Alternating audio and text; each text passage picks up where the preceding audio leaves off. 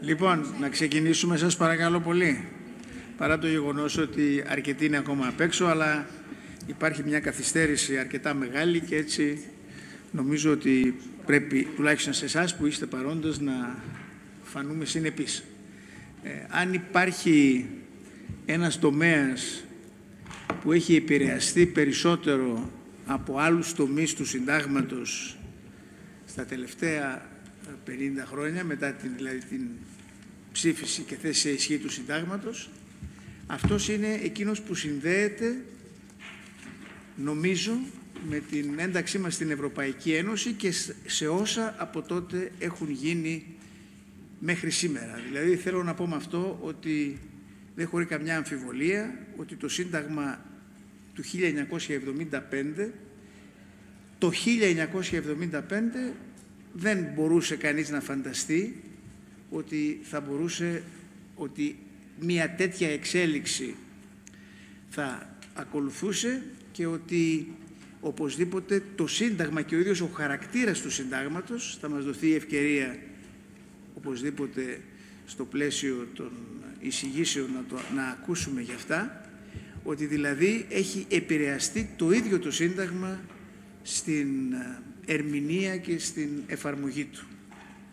Είναι λοιπόν πολύ σημαντικό το γεγονός ότι διοργανώθηκε ένα τμήμα αυτού του συνεδρίου που είναι αφιερωμένο ακριβώς στο ζήτημα αυτό, στο θέμα αυτό, και χαιρόμαστε πολύ γιατί έχουμε μαζί μας 6 συναδέλφους οι οποίοι θα μας εκθέσουν τις απόψεις τους και ελπίζω να υπάρξει, αν είναι δυνατόν, και ένας ζωντανός διάλογος. Έχουμε συνεννοηθεί, μας έχουν δώσει και θέματα, έχουμε πολύ συνεπείς συναδέλφους και ελπίζω ότι αυτό θα αναδειχθεί και στον χρόνο της ομιλίας τους. Θα δώσω τώρα αμέσως στον κύριο Σιμαντήρα τον λόγο για να μας μιλήσει για την ερμηνεία του Συντάγματος σε συνθήκες πολυεπίπεδου συνταγματισμού. Κύριε. Σας ευχαριστώ πάρα πολύ, κύριε Πρόεδρε, και ευχαριστώ πολύ τους διοργανωτές και ειδικά τον καθηγητή Ευάγγελο Βενιζέλο για την τόσο τιμητική για μένα πρόσκληση στο σημαντικό αυτό συνέδριο. Στην σύντομη εισήγηση που θα ακολουθήσει θα προσπαθήσω να δείξω ότι σε συνθήκες πολυεπίπεδου συνταγματισμού, οι οποίες επικρατούν πλέον στον ευρωπαϊκό νομικό χώρο, το Σύνταγμα, κατά τον χαρακτηρισμό του Ευάγγελου Βενιζέλου, επαυξάνεται σε σχέση με την εγγυητική του λειτουργία, κάτι το οποίο όμως έχει συνέπειες και στο επίπεδο της ερμηνείας του Συντάγματος. Πρακτικά, οι μέθοδοι ερμηνείας του Συντάγματος εμπλουτίζονται. Θα αναφερθώ στην αρχή της μείζωνος προστασίας και την φιλική προς το ενωσιακό δίκαιο ερμηνεία του Συντάγματος, αλλά τίθεται και ενώπιον νέων μεθοδολογικών προκλήσεων, διότι πλέον η ερμηνεία του Εθνικού Συντάγματος πρέπει να λαμβάνει υπόψη και τις νομολογιακές εξελίξεις του Δικαστηρίου της Ευρωπαϊκής Ένωσης και του Ευρωπαϊκού Δικαστηρίου Δικαιωμάτων του Ανθρώπου, κάτι το οποίο παρίσταται συχνά ως μία πρόκληση. Αρχικά, σε σχέση με την ανάγκη της ερμηνείας του Συντάγματος, ένα γενικό σχόλιο. Η ανάγκη ερμηνείας προκύπτει από την ίδια την κανονιστικότητα του Συντάγματος, ως δηλαδή πηγής δικαίου, αρχών και κανόνων δικαίου. Πράγματι, το Σύνταγμα διαφέρει από άλλες πηγές δικαίου, δεν εξισώνεται με τον απλό τυπικό νόμο βέβαια. Είναι ο θεμελιώδης νόμος, είναι η βάση της ένομης τάξης και θέτει δεσμευτικούς κανόνες δικαίου, οι οποίοι, όπως κάθε κανόνας δικαίου, επιδέχονται ερμηνείας, δηλαδή μιας διανοητικής διαργασίας για την διάγνωση του περιεχομένου τους και την εξαγωγή συμπεράσματος ως προς την ρύθμιση την οποία θέτουν, δηλαδή το τι πρέπει να συμβεί σε ορισμένη σχέση ή κατάσταση. Οι ρυθμίσεις είναι δεοντολογικές επιταγές ή απαγορεύσεις. Οι ιδιαιτερότητες βέβαια της ερμηνείας του συντάγματος έχουν ως συνέπεια τον εμπλουτισμό των κλασικών μεθόδων ερμηνείας του δικαίου. Είναι γνωστές σε όλους οι 4 βασικές ερμηνευτικές μέθοδοι: η γραμματική ερμηνεία, η ιστορική ερμηνεία, η συστηματική ερμηνεία και η τελολογική ερμηνεία, οι οποίες προσαρμόζονται στην ιδιαιτερότητα του συντάγματος και εκλαμβάνουν διάφορες μορφές. Για παράδειγμα, η αρχή της ενότητας του συντάγματος προσυδειάζει ουσιαστικά σε μια συστηματική ερμηνεία, η οποία εκκινεί από την παραδοχή της τυπικής ισότητας των συνταγματικών διατάξεων. Οι ιδιαιτερότητες της συνταγματικής ερμηνείας νομίζω ότι συνδέονται βασικά με 2 λόγους που είναι αλληλένδετοι.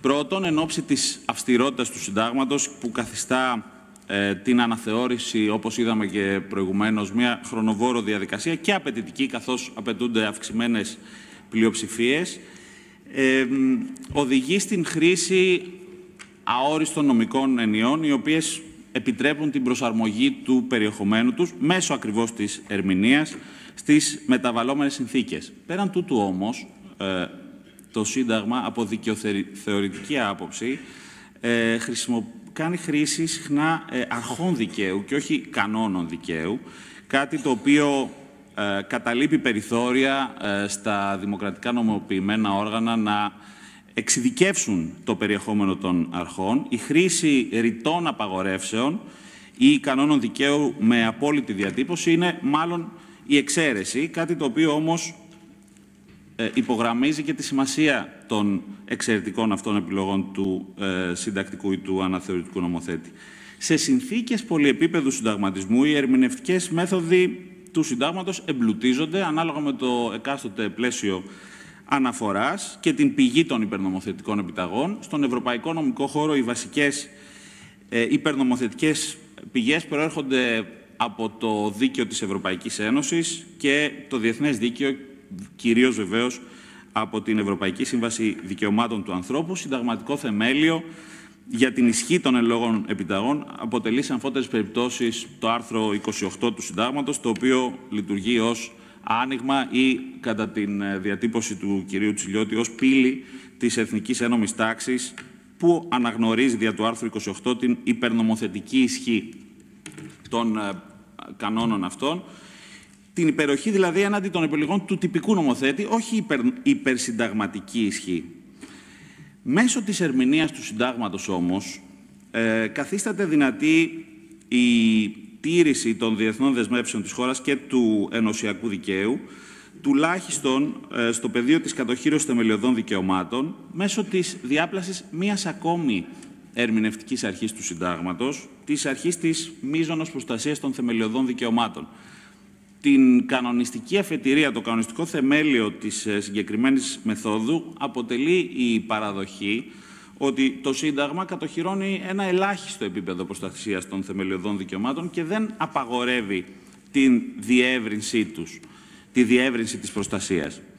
Η διεύρυνση αυτή ή η επαύξηση της προστασίας επιτυγχάνεται ακριβώς μέσω των εγγυήσεων που κατοχυρώνονται υπερνομοθετικά στην Ευρωπαϊκή Σύμβαση Δικαιωμάτων του Ανθρώπου, η οποία από την πλευρά της επίσης κατοχυρώνει ένα ελάχιστο επίπεδο προστασίας, αλλά και από το ενωσιακό δίκαιο, στο οποίο μάλιστα επιδρά η Ευρωπαϊκή Σύμβαση Δικαιωμάτων του Ανθρώπου, καθώς κατά ρητή διατύπωση του Χάρτη Θεμελιωδών Δικαιωμάτων της Ευρωπαϊκής Ένωσης, τα δικαιώματα που κατοχυρώνονται στο χάρτη έχουν την ίδια εμβέλεια με τα δικαιώματα που κατοχυρώνονται στην ΕΣΔΑ. Από την άποψη αυτή καθίσταται εμφανές ότι ενώ εκ πρώτης όψεως θα μπορούσε να προκληθεί εντύπωση ότι το Σύνταγμά μας συρρικνώνεται ως προς τη σημασία του σε ένα καθεστώς πολυεπίπεδο συνταγματισμού, όπου συνυπάρχουν πολλές πηγές υπερνομοθετικών επιταγών, στην πραγματικότητα συμβαίνει το αντίθετο.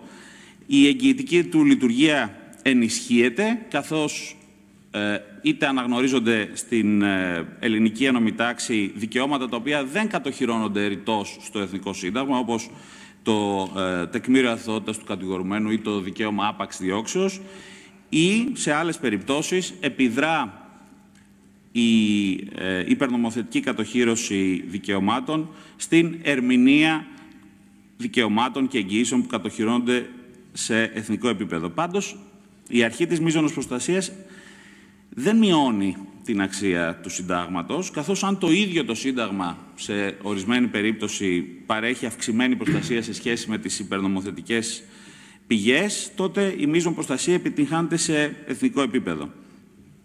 Τα όρια της εφαρμογής της αρχής της μείζωνος προστασίας ως ερμηνευτικής μεθόδου διαγράφονται από μια άλλη κεντρική σημασίας αρχή στον ευρωπαϊκό πολυεπίπεδο συνταγματισμό, που δεν είναι άλλη από την αρχή της υπεροχής του ενωσιακού δικαίου ή αρχή προτεραιότητας εφαρμογής, η οποία ως γνωστόν αναπτύχθηκε μέσα από την νομολογία του Δικαστηρίου της Ευρωπαϊκής Ένωσης. Στην πραγματικότητα όμως συνιστά μια προϋπόθεση για την ίδια τη λειτουργία της Ένωσης. Αν δεν αναγνωριζόταν προτεραιότητα στο ενωσιακό δίκαιο, θα μπορούσε οποιοδήποτε κράτος μέλος να επικαλείται κανόνες του εθνικού του συντάγματος για να αποφύγει την τήρηση δεσμεύσεων του ενωσιακού δικαίου που δεν εξυπηρετούν τα συμφέροντά του και τελικά η Ευρωπαϊκή Ένωση να εξελιχθεί σε μια ένωση à la carte, στην οποία κάθε κράτος μέλος επιλέγει τους κανόνες από τους οποίους δεσμεύεται ανάλογα με τα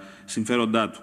Πρόκειται ουσιαστικά για μια αναζήτηση του κανονιστικού ερίσματος της αρχής της υπεροχής του ενωσιακού δικαίου. Εκ πρώτης όψεως είναι η αρχή της αποτελεσματικής εφαρμογής του ενωσιακού δικαίου. Στην πραγματικότητα όμως το κανονιστικό έρισμα είναι η ισότητα των κρατών μελών. Διότι αν το ενωσιακό δίκαιο δεν δεσμεύει εξίσου κάθε κράτος μέλος, θα υπήρχαν δυνατότητες αποκλήσεων ή εξαιρέσεων και θα ετίθετο υποδιακινδύνευση το ίσο στάτους των μελών ως κυρίαρχων κρατών που έχουν συμπληθεί ως ισότιμα υποκείμενα δικαίου. Όριο πάντως μιας φιλικής προς το ενωσιακό ερμηνείας του συντάγματος είναι το ίδιο το γράμμα του συντάγματος. Η φιλική προς το ενωσιακό δίκαιο ερμηνεία υπό την έννοια της επιλογής εκείνης της ερμηνευτικής εκδοχής, η οποία δεν παραβλάπτει την αποτελεσματική εφαρμογή του ενωσιακού δικαίου και δεν αντιστρατεύεται τις επιταγές που θέτει, οριοθετείται από την γραμματική διατύπωση, δεν μπορεί να είναι ευθέως αντίθετη στο γράμμα του συντάγματος η επιλογή μιας ερμηνείας. Αν δεν υπάρχουν περιθώρια φιλικής προς το ενωσιακό δίκαιο ερμηνείας, τότε η αρχή της προτεραιότητας εφαρμογής του ενωσιακού δικαίου εκλαμβάνει πρακτικά την λειτουργία, τη μορφή ενός κανόνα σύγκρουσης. Εφαρμόζεται ο κανόνας του ενωσιακού δικαίου κατά προτεραιότητα σε συγκεκριμένη περίπτωση, χωρίς να καταργεί ασφαλώς τον συνταγματικό κανόνα. Εφαρμόζεται, θα λέγαμε, ως εν είδη lex specialis. Σε επίπεδο συντάγματος, τούτο θα μπορούσε να επιτευχθεί με μια συστηματική ερμηνεία μεταξύ του κανόνα του Εθνικού Συντάγματος που συγκρούεται με το ενωσιακό δίκαιο και του άρθρου 28, το οποίο λειτουργεί στην περίπτωση αυτή ως ένας αυτοπεριορισμός του Εθνικού Συντάγματος. Ωστόσο, όπως κάθε περιορισμός, υπάρχουν και οι περιορισμοί των περιορισμών. Οι περιορισμοί αυτού του αυτοπεριορισμού του Εθνικού Συντάγματος διαγράφονται τόσο από το ίδιο το άρθρο 28, αλλά και από το ενωσιακό δίκαιο, καθώς το ενωσιακό δίκαιο θέτει όρια άσκησης των αρμοδιοτήτων που τα κράτη-μέλη μεταφέρουν στην Ευρωπαϊκή Ένωση. Πρόκειται για την αρχή της επικουρικότητας και την αρχή της αναλογικότητας.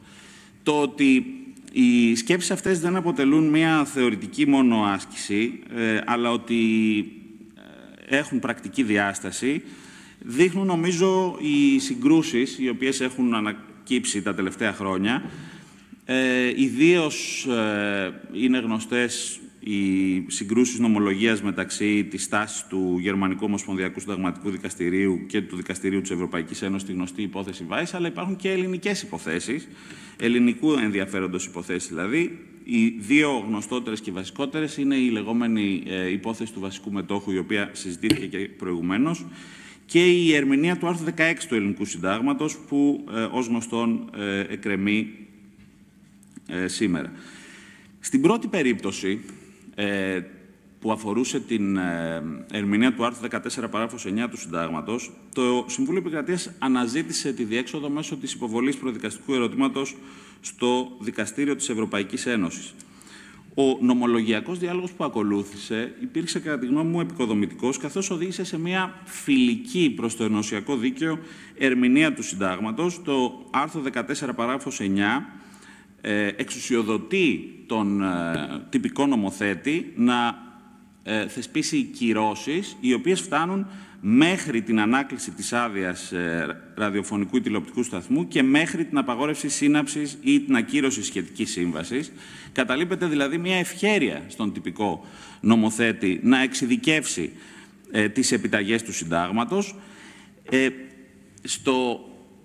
Η αυστηρότερη επιλογή, δηλαδή η κύρωση που εκλαμβάνει την μορφή της ακύρωσης μιας δημόσιας σύμβασης, συνιστά περιορισμό δικαιώματος και όπως κάθε περιορισμός δικαιώματος πρέπει να πληρούνται και να τηρούνται τα όρια των περιορισμών, μεταξύ των οποίων η αρχή της αναλογικότητας, παράβαση της αρχής της αναλογικότητας, γίνεται δεκτή σε περίπτωση που συντρέχει θέσπιση κάποιου αμάχητου τεκμηρίου περί κατάχρησης της μίας δραστηριότητας, δηλαδή του ελέγχου μέσων μαζικής ενημέρωσης, μέσω της άσκησης αθέμητης επιρροής για την ανάθεση κάποιας δημόσιας σύμβασης. Αν δεν έχουμε αμάχητο τεκμήριο, θεσπιζόμενο από τον τυπικό νομοθέτη, επιτυγχάνεται μια φιλική προς το ενωσιακό δίκαιο ερμηνεία του άρθρου 14 παράγραφος 9 του Συντάγματος. Η δεύτερη περίπτωση, που αφορά το άρθρο 16, είναι πιο σύνθετη, καθώς ως γνωστόν η ευθεία ρύθμιση του συγκεκριμένου τομέα, της ανώτατης εκπαίδευσης δηλαδή, δεν έχει παραχωρηθεί στην Ευρωπαϊκή Ένωση, η οποία βασίζεται ως γνωστόν στην αρχή της δοτής αρμοδιότητας και ως εκ τούτου δεν έχουν θεσπιστεί κανόνες του παραγόγου ενωσιακού δικαίου που ρυθμίζουν ευθέως το ζήτημα, ούτε έχει τεθεί από την Ευρωπαϊκή Ένωση ζήτημα ευθείας παράβασης του ενωσιακού δικαίου από τη χώρα μας λόγω τήρησης του άρθρου 16. Ζήτημα γεννάται όμως σε σχέση με την ομολογία του Δικαστηρίου της Ευρωπαϊκής Ένωσης, καθώς σε περίπτωση που αφορούσε την Ουγγαρία κινήθηκε διαδικασία παράβασης και διαπιστώθηκε ότι αντίκειται στο δίκαιο της Ένωσης η εθνική νομοθεσία που απαγορεύει την παροχή υπηρεσιών πανεπιστημιακής διδασκαλίας σε νομικά πρόσωπα που έχουν την έδρα τους εκτός της Ευρωπαϊκής Ένωσης. Ο χειρισμός των πορισμάτων της νομολογίας του Δικαστηρίου της Ευρωπαϊκής Ένωσης οδηγεί, κατά τη γνώμη μου, σε μια νέα μεθοδολογική πρόκληση που συνδέεται με τον πολυεπίπεδο συνταγματισμό και η οποία αφορά τον χειρισμό των πορισμάτων της νομολογίας του Δικαστηρίου της Ευρωπαϊκής Ένωσης και σε άλλες περιπτώσεις του Ευρωπαϊκού Δικαστηρίου Δικαιωμάτων του Ανθρώπου. Πρόκειται στην πραγματικότητα για την ερμηνεία νομολογιακών πορισμάτων, την ερμηνεία δηλαδή της ερμηνείας του δικαίου από τα δικαστήρια. Στην μεθοδολογική αυτή πρόκληση οδηγούμαστε ακριβώς επειδή η ερμηνεία των κανόνων στο πλαίσιο μιας υπόθεσης που εκδικάζεται από το δικαστήριο γίνεται εν ώψη των πραγματικών περιστατικών της συγκεκριμένης περίπτωσης η οποία εκδικάζεται. Δεν ερμηνεύεται δηλαδή μόνο το κείμενο υπό την έννοια της γλωσσικής διατύπωσης, αλλά για την ερμηνεία παίζει ρόλο και το εκάστοτε συγκείμενο, το συγκείμενο. Στην αλλοδαπή βιβλιογραφία σχολιάζεται σχετικά ότι πέρα από το text, σημασία έχει και το context. Δηλαδή, χρειάζομαστε πλέον μεθοδολογικά εργαλεία προκειμένου να συσχετίζουμε σε κάθε περίπτωση το ερμηνευόμενο κείμενο με το συγκείμενο της προκειμένης περίπτωσης, προκειμένου να δούμε αν μας αφορά το πόρισμα της νομολογίας που κάθε φορά διατυπώνεται. Στη γλωσσολογία ο όρος αυτός αποδίδεται ως συγκειμενοποίηση, στην αλλοδαπή βιβλιογραφία ως contextualizirum. Στο πλαίσιο αυτό της αξιοποίησης των νομολογιακών πορισμάτων γεννάται σε σχέση με το άρθρο 16 το ζήτημα αν είναι συγκρίσιμες οι περιπτώσεις με την υπόθεση της Ουγγαρίας, καθώς στην συγκεκριμένη εθνική ένωμη τάξη δεν ισχύει γενική απαγόρευση ίδρυσης πανεπιστημίων από ιδιώτες και ως εκ τούτου η διδασκαλία πράγματι αξιολογείται ως υπηρεσία κατά την έννοια του ενωσιακού δικαίου, ώστε οδηγούμαστε σε μια απαγόρευση, μάλλον σε μια δυσμενή μεταχείριση αλλοδαπών προσώπων σε σχέση με τους ημεδαπούς, κάτι το οποίο δεν ισχύει στη χώρα μας, που ως γνωστόν απαγορεύεται τόσο για ημεδαπούς όσο και για αλλοδαπούς η συγκεκριμένη δραστηριότητα.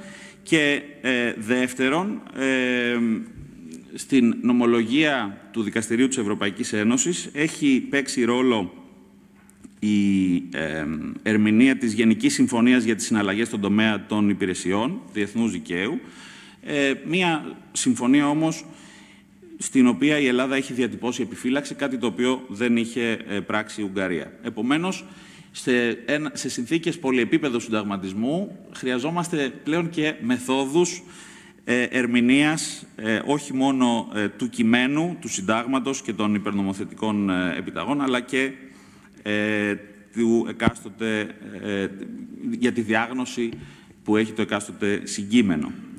5 σύντομες θέσεις εν είδη συμπερασμάτων. Ο πολυεπίπεδος συνταγματισμός, παρότι εκ πρώτης όψεως συρρυκνώνει τη ρυθμιστική εμβέλεια σε εθνικό επίπεδο και αντίστοιχα του Εθνικού Συντάγματος, οδηγεί στην πραγματικότητα σε μια ευπρόσδεκτη επαύξηση και ενίσχυση της εγγυητικής λειτουργίας του Συντάγματος, η συντριπτική πλειονότητα των περιπτώσεων, κάτι το οποίο επιτυγχάνεται μέσω της ερμηνείας του Συντάγματος με νέες μεθόδους, όπως η αρχή της μείζωνος προστασίας και η φιλική προς το ενωσιακό δίκαιο ερμηνεία. Εξαιρετικά επικοδομητική δεύτερον για την επίτευξη αυτής της επαύξησης μέσω της ερμηνείας είναι η δυνατότητα νομολογιακού διαλόγου μεταξύ ανωτάτων δικαστηρίων, είτε ευθέως διαλόγου μέσω της υποβολής ενός προδικαστικού ερωτήματος, είτε με την αξιοποίηση πορισμάτων και νομολογιακών παραδοχών σε άλλες υποθέσεις. Τρίτον, ο νομολογιακός διάλογος δεν λειτουργεί μόνο προς τη μία κατεύθυνση, αλλά είναι αμφίδρομος, κάτι το οποίο έχει φανεί ιδίως σε υποθέσεις όπου έχει επιδράσει η εθνική νομολογία στην νομολογιακή εξέλιξη, για παράδειγμα, του Ευρωπαϊκού Δικαστηρίου Δικαιωμάτων του Ανθρώπου.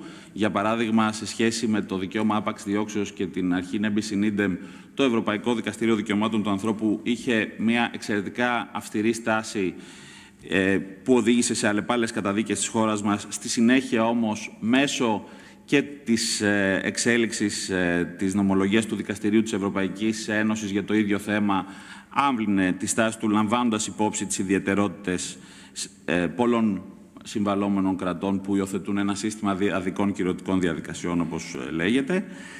Τέταρτον,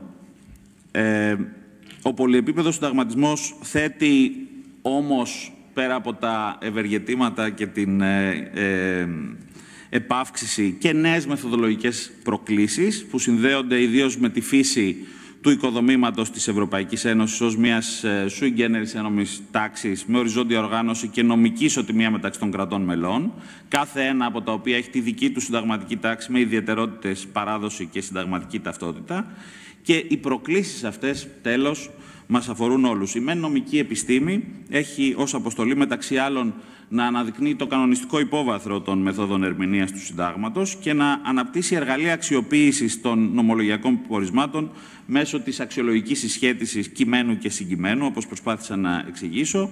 Η δικαστική εξουσία καλείται σε επικοδομητική συνεργασία με ανώτατα δικαστήρια, το Δικαστήριο της Ευρωπαϊκής Ένωσης και το ΕΔΑ, για την εξέβρεση λύσεων που εναρμονίζουν συνταγματικές επιταγές με διεθνείς ή ενωσιακές δεσμεύσεις. Πρωτίστως όμως, νομίζω ότι καθίσταται απαραίτητο η πολιτική εξουσία να προβεί στις αναγκαίες πολιτικές υπερβάσεις για την αναθεώρηση του Συντάγματος, όπου αυτό κρίνεται κάπως πιθανώς άκαμπτο ή ίσως και παροχημένο, χωρίς προσκόλληση σε μικροκομματικές σκοπιμότητες που εμποδίζουν την αναθεώρηση του Συντάγματος και την προσαρμογή στις απαιτήσεις των καιρών και επιφορτίζουν τελικά τον εφαρμοστή του δικαίου, τη δικαστική εξουσία, με το βάρος εξέβρεσης ερμηνευτικών υπερβάσεων στο όριο του γράμματος.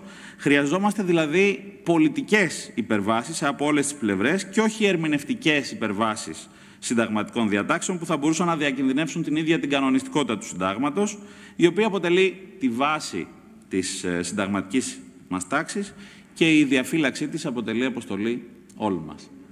Ευχαριστώ πολύ.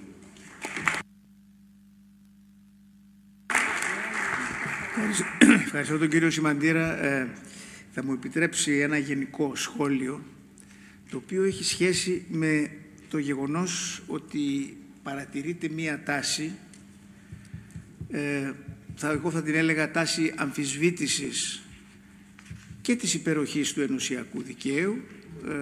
Το περιέγραψε με έναν τρόπο που ήταν πολύ γλυκής, αλλά κάποτε φτάνει κανείς και στο επίπεδο εκείνο ή στο σημείο εκείνο που πρέπει να πάρει μία απόφαση η οποία θα είναι υπέρ της μίας ή της άλλης λύσης.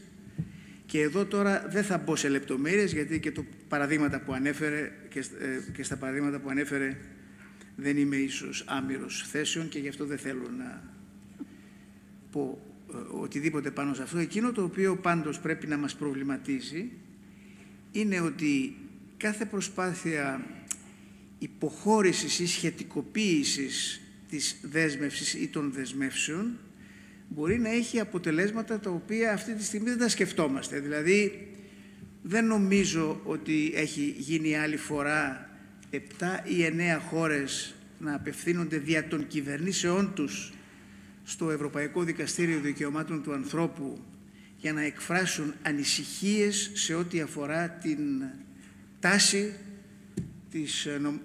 επαναλαμβάνω, στο δικαστήριο απευθύνονται, ότι υπάρχει επισημαίνουν τάσεις οι οποίες κατά τη γνώμη των κρατών αυτών δημιουργούν προβλήματα και γι' αυτό θα έπρεπε να προσεχθούν από το δικαστήριο. Είναι, ξέρετε,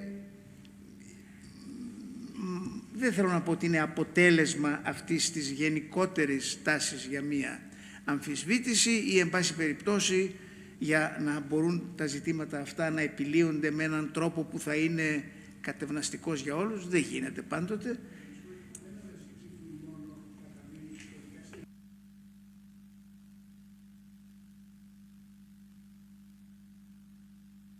Σε τελική ανάλυση πρόκειται γι' αυτό, δηλαδή μπορεί να μην έχει περάσει στον τύπο ή εν πάση περιπτώσει να είναι σε ψηλά γράμματα, αλλά είναι μια πολύ σημαντική εξέλιξη, εγώ θα την έλεγα σοβαρή, πολύ σοβαρή, και ελπίζω ότι δεν θα βρει συνέχεια, διότι αν αρχίσουν τώρα τα κράτη να απευθύνονται στα ανώτατα δικαστήρια της Ευρωπαϊκής Ένωσης και στο δικαστήριο του Στρασβούργου, ζητώντας έτσι έστω και μερική αναθεώρηση των απόψεών του, φοβούμαι ότι μπαίνουμε σε μία ατραπό η οποία θα πρέπει να μας προβληματίσει όλους μας.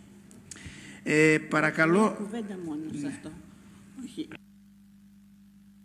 Αυτή η στάση των κρατών απηχεί την πολιτική κατάσταση.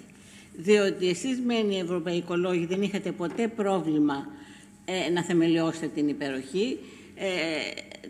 Τη δυσκολία την έχουμε εμείς οι συνταγματολόγοι. Να βρούμε έναν τρόπο ώστε να σώσουμε και τη συνταγματική μας αξιοπρέπεια και να είμαστε συνεπείς. Αυτή λοιπόν την εποχή που η πολιτική κατάσταση στην Ευρώπη και παγκοσμίως διαμορφώνεται όπως διαμορφώνεται, νομίζω ότι είναι και λογική συνέπεια ότι τα κράτη προσπαθούν ό,τι περισσότερο να πάρουν πίσω.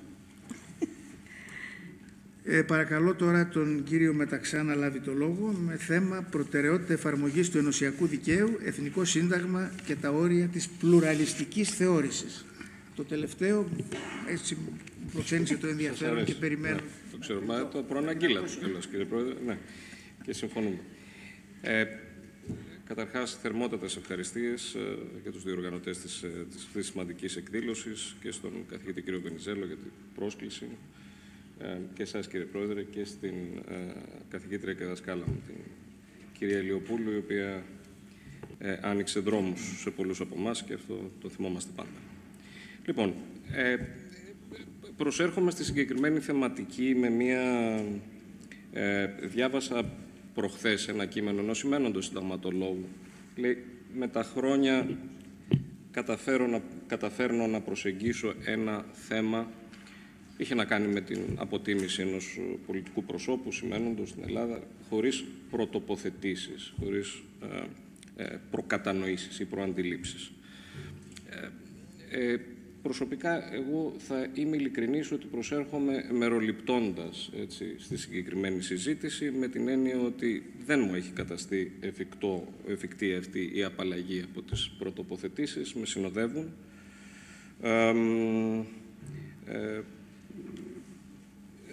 τοποθετούμε υπέρ του ενωσιακού εγχειρήματος και κυρίως του δικαιοκρατικού και αξιακού προτύπου που αυτό εμπεριέχει. Ναι, κύριε καθηγητά, ναι. Συγχωρείτε. Συνεπώς, αυτό δεν θα προσπαθήσω να το αποκρύψω, έτσι.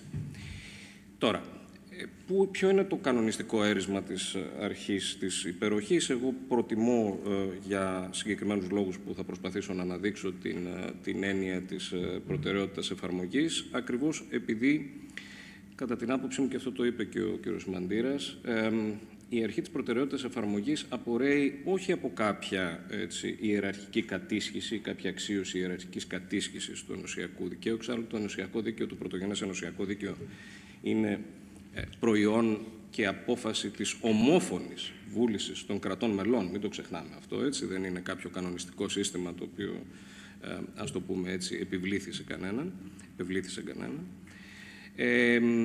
Το έρισμα, λοιπόν, της αρχής προτεραιότητας εφαρμογής είναι η περίφημη δήλωση 17, δηλαδή μια προσαρτώμενη δήλωση στη Συνθήκη της Λισαβόνας, η οποία, αν θέλετε, και από τη σημειολογία της και από το περιεχόμενο της διατύπωσής της, είναι ενδεικτική, θα έλεγε κανείς, αυτής της δομικής αμφιθυμίας, με την οποία τα κράτη-μέλη, θα έλεγα, όχι εσχάτως μόνο, έτσι, λόγω των πολιτικών ιδιαιτεροτήτων της εποχής που βιώνουμε, αλλά θα έλεγα ανέκαθεν προσεγγίζουν το ίδιο τους το δημιούργημα. Τι μας λέει η δήλωση 17? Τα κράτη-μέλη, λέει, μάλλον ο ενωσιακός νομοθέτης, υπενθυμίζει, ακούστε, διατύπωση κανόνος δικαίου, έτσι, όταν δεν θέλεις να τον περιβάλλεις ουσιαστικά με το χαρακτήρα και το χρώμα της δικής σου κατ' ουσίαν κανονιστικής απόφασης. Υπενθυμίζει, λοιπόν, ο ενωσιακός νομοθέτης ότι υφίσταται πάγια νομολογία του Δικαστηρίου της Ευρωπαϊκής Ένωσης που μιλάει για την υπεροχή. Συνεπώς, το μοναδικό το οποίο κατάφερε ο ενωσιακός νομοθέτης είναι σε μια προσαρτώμενη δήλωση, και εδώ προφανώς μας νοιάζει η σημειολογία του θέματος, η δήλωση είναι ισόκυρη και κατά αυτή την έννοια δεν αλλάζει κάτι επί της ουσίας, αλλά η σημειολογία προφανώς είναι ενδεικτική πολλών πραγμάτων, μας βοηθάει, κάνει μια υποβοήθηση της μνήμης μας, παραπέμποντας στην πάγια νομολογία του Δικαστηρίου της Ευρωπαϊκής Ένωσης. Νομίζω ότι αυτό τα λέει όλα. Τι είναι ουσιαστικά η αρχή της προτεραιότητας εφαρμογής? Είναι αυτό το οποίο είπε και ο κ. Μαντήρας, το έχουμε γράψει αρκετά, θα έλεγα. Είναι μια λειτουργική προϋπόθεση για την ύπαρξη της Ευρωπαϊκής Ένωσης. Και αυτό έχει να κάνει, και αυτά έχουν αναλυθεί πολλαπλώς στην βιβλιογραφία, δεν χρειάζεται να τα επαναφέρουμε. Είναι μια προϋπόθεση ισότητας μεταξύ των κρατών μελών, ισότητας μεταξύ των ενωσιακών πολιτών. Δεν μπορείς να μιλάς για τη συγκρότηση ενός ενωσιακού πολίτη, ο οποίος θα έχει, ας το πούμε έτσι, ένα πλαίσιο δικαιωμάτων και υποχρεώσεων επαφιέμενο, το πλαίσιο εννοώ, στο τυχηρό, δηλαδή σε ποιο κράτος μέλος της Ευρωπαϊκής Ένωσης την χάνει να διαβιεί ή να εξασκεί ένα δικαίωμα που το απορρέει το ενωσιακό δίκαιο, με την έννοια ότι αν επιτρέπεται, αυτό το είπατε και εσείς, κύριε Σιμαντήρα, αν επιτρεπόταν σε κάθε κράτος μέλος να θεσπίζει διατάξεις, να διατηρήσει ισχύ διατάξεις σε περιπτώσεις και συμφραζόμενα τα οποία έχουν ένα μια ενωσιακή αναφορά, διατάξεις αντιθέτου περιεχομένου, προφανώς αυτό θα καταργούσε την ίδια την ύπαρξη της ενωσιακής ένωμης τάξης, αλλά και την ύπαρξη της Ευρωπαϊκής Ένωσης. Είναι πολύ απλό, θα έλεγα, το ζήτημα, χωρίς να έχω καμία διάθεση προσχώρησης σε υπεραπλουστεύσεις. Αλλά η λειτουργική αναγκαιότητα της αρχής προτεραιότητας εφαρμογής φαντάζει, θα έλεγε κανείς, προφανής.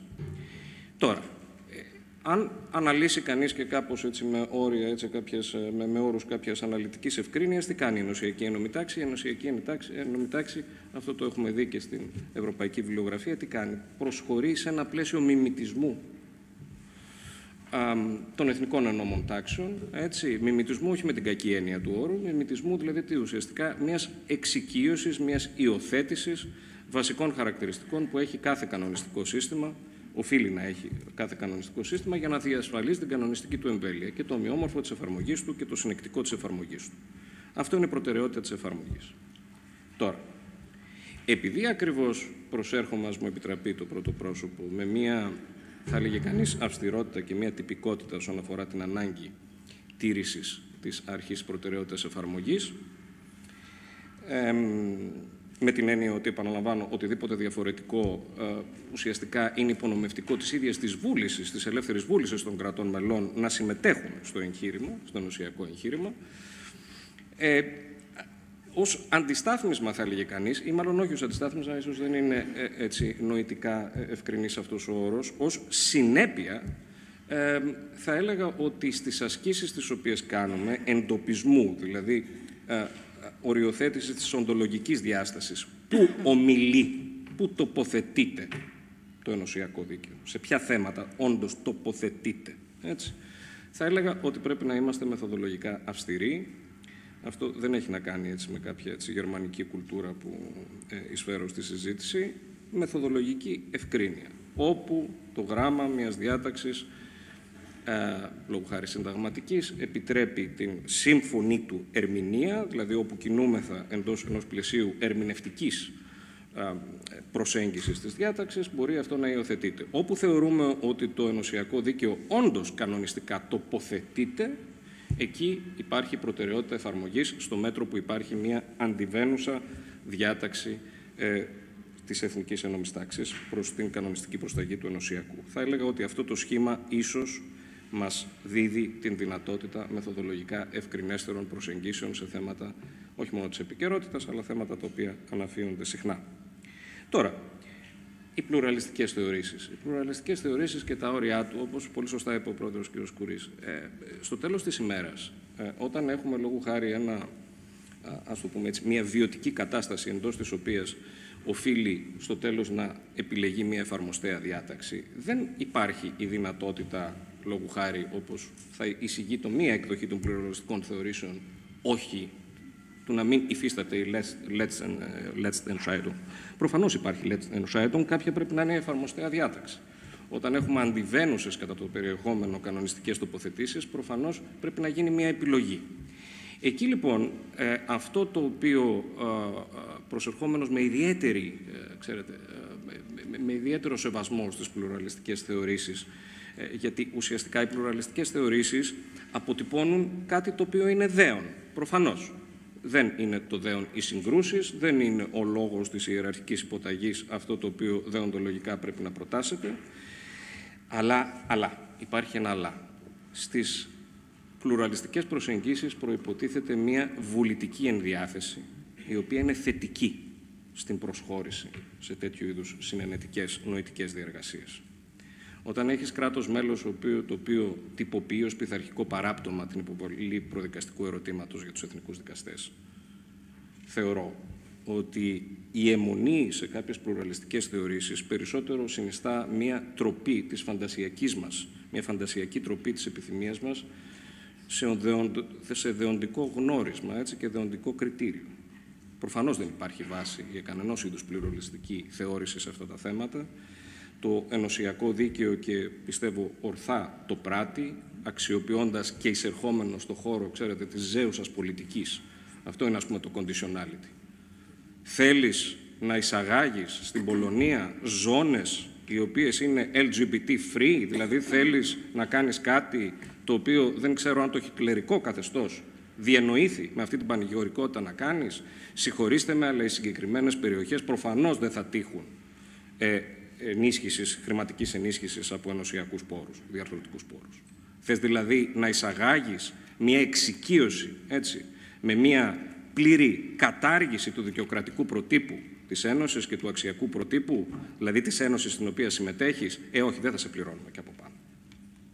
Πιστεύω, συνεπώς, ότι σε αυτές τις προσεγγίσεις χρειάζεται μια αντίστροφη, αν θέλετε, μια προσπάθεια, και με αυτό κλείνω, κύριε Πρόεδρε, μια προσπάθεια, όχι προφανώς υπονόμευσης της περιγραφικής ευκρίνειας του αυτού που είπε ο Böckenförde, έτσι, το dictum, έτσι, der säkularisierte freiheitliche Staat lebt von Voraussetzungen, die er nicht selbst garantieren kann. Δηλαδή το σύγχρονο φιλελεύθερο κράτος δικαίου εξαρτάται από την πλήρωση προϋποθέσεων τις οποίες το ίδιο δεν μπορεί να διασφαλίσει, δυστυχώς. Εδώ λοιπόν πρέπει όμως και το φιλελεύθερο κράτος δικαίου να εισέλθει στον χώρο της ζώσας πολιτικής. Κάπου πρέπει η φωτιά που πάει να ανοίξει να αντιμετωπιστεί με αντίστοιχης έλλειψης αφέλειας πολιτικά μέσα. Μιλάμε για πολιτική. Αυτά θα ήθελα να πω, αυτές τις σκέψεις ήθελα να σας φέρω και σας ευχαριστώ πολύ για την προσοχή σας.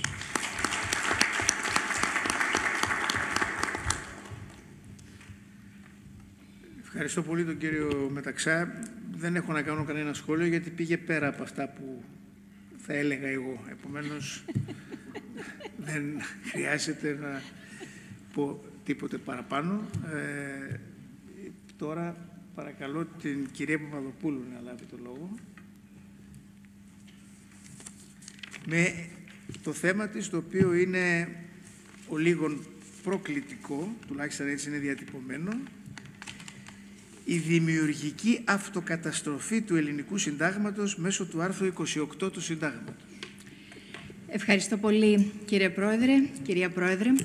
Είναι πραγματικά μια ευτυχή συγκυρία το ότι βρισκόμαστε εδώ για να γιορτάσουμε, γιατί είναι μια γιορταστική εκδήλωση, τα 50 χρόνια του ελληνικού συντάγματος. Είναι ευτυχής γιατί δεν ζούμε αυτή τη στιγμή στην πατρίδα μας τουλάχιστον πόλεμο, γιατί δεν έχουμε ζήσει εμείς τουλάχιστον δικτατορία, γιατί δεν έχουμε ζήσει μια ανελεύθερη δημοκρατία. Θα μου πείτε, είναι αυτό αρκετό? Όχι. Οπωσδήποτε το Σύνταγμα θα μπορούσε να είναι περισσότερο φιλελεύθερο και περισσότερο δημοκρατικό και κυρίως θα μπορούσε να είναι περισσότερο κοινωνικό. Και αν έχουμε ένα καθήκον εμείς ως συνταγματολόγοι, είναι ακριβώς να πιέζουμε πάντα, να γκρινιάζουμε, αν θέλετε, με τον επιστημονικό μας λόγο προς την κατεύθυνση της περισσότερης φιλελεύθερης και κοινωνικής δημοκρατίας. Ταυτόχρονα γιορτάζουμε βεβαίως και αυτή την αταλάντευτη προσήλωση της χώρας μας στην Δύση. Αυτό που λέμε Δύση και ειδικότερα στην Ευρώπη, στην Ευρωπαϊκή Ένωση. Ήδη υπόθηκε ότι το 1961 είχαμε την πρώτη συμφωνία σύνδεσης, μπήκε στο γύψο και αυτή μαζί με την χώρα ολόκληρη, με τη δικτατορία, και επανερχόμαστε ακριβώς μια μέρα, την Πέμπτη θα είναι, στις 12, μια μέρα δηλαδή μετά τη θέση σε ισχύ του Συντάγματος, να καταθέσουμε την αίτηση για να γίνουμε μέλος. Και μάλιστα με εξπρές διαδικασίες, λόγω της ιδιαίτερης γεωπολιτικής θέσης της Ελλάδας ως γνωστόν, παρά το γεγονός ότι από την Ευρωπαϊκή Επιτροπή είχαν εκδηλωθεί και αντιρρήσεις ως προς αυτή την εξαιρετικά κατεπίγουσα, θα λέγαμε, διαδικασία. Οι συντάκτες του Συντάγματος του 1975, όντας γνώση αυτής της θεμελιώδους πολιτιακής επιλογής, της ένταξης δηλαδή στις ευρωπαϊκές κοινότητες, σχεδίασαν το άρθρο 28 εν γνώση τους, με τρόπο τέτοιο ώστε να μπορεί να υποδεχθεί τον τρόπο δημιουργίας των ευρωπαϊκών κοινοτήτων, δηλαδή μεταφορά αρμοδιοτήτων σε όργανα διεθνών οργανισμών και περιορισμό στην άσκηση της εθνικής κυριαρχίας. Μια εξαιρετικά τολμηρή, θα τολμούσα να πω, διατύπωση του άρθρου 28 παράγραφος 3. Άρα λοιπόν συνταγματικά προβλεπόμενες αρμοδιότητες, άρα λοιπόν αρμοδιότητες που προβλέπονται στο Σύνταγμα, μπορεί ο νομοθέτης, η Βουλή, με τις αυξημένες πλειοψηφίες που προβλέπονται στο άρθρο 28 παράγραφος 2 και με τις ειδικές προϋποθέσεις της τρίτης παραγράφου του άρθρου 28, να τις δώσει, να τις αναθέσει, να τις βγάλει, να τις αφαιρέσει από το Σύνταγμα, και σε αυτό, κύριε Πρόεδρε, συνίσταται η δημιουργική του αυτοκαταστροφή, διότι κανονιστικές διατάξεις του Συντάγματος, ακόμη και μη αναθεωρήσιμες, εκενώνονται σιγά σιγά από ύλη, καθώς η ύλη αυτή δεν πετιέται κάπου στον σκούπιδο τενεκέ, αλλά αποδίδεται, ανατίθεται σε έναν διεθνή οργανισμό με βάση την επίσης θεμελιώδη απόφαση του ελληνικού κράτους να συνεργάζεται ειρηνικά με άλλα κράτη. Αναφέρομαι στο άρθρο 26, δηλαδή στην άσκηση νομοθετικής, εκτελεστικής και δικαστικής λειτουργίας, που μετά την ένταξη της χώρας στις ευρωπαϊκές κοινότητες και πλέον Ευρωπαϊκή Ένωση, δεν ασκούνται οι λειτουργίες αυτές μόνον από τα εθνικά όργανα, αλλά ασκούνται πλέον και από τα όργανα της Ευρωπαϊκής Ένωσης επί των δοτών αρμοδιοτήτων, επί των πεδίων όπου οι αρμοδιότητες έχουν ανατεθεί στην Ευρωπαϊκή Ένωση. Άρα λοιπόν, όχι μόνο, όπως πολύ σωστά έχει πει η κυρία Ηλιοπούλου Στράγκα, ασκείται έτσι μία παράπλευρη, τροποποιητική, ιονή αναθεωρητική λειτουργία μέσω του άρθρου 110, αλλά μάλιστα ακόμα και επί του άρθρου 110 παράγραφος 1, επί του άρθρου 26 της διάκρισης των εξουσιών, διότι πλέον, επαναλαμβάνω, την νομοθετική εξουσία επί του ελληνικού κράτους, επί της ελληνικής γεωγραφικής επικράτειας, δεν ασκεί το Εθνικό Κοινοβούλιο και μόνο, αλλά και το Συμβούλιο μαζί με το Ευρωπαϊκό Κοινοβούλιο. Άρα λοιπόν δημιουργείται έτσι Και αυτό είναι η δημιουργική αυτοκαταστροφή. Δημιουργείται μια νέα λειτουργική επικράτεια, η επικράτεια της Ευρωπαϊκής Ένωμης Τάξης επί της γεωγραφικής ελληνικής επικράτειας.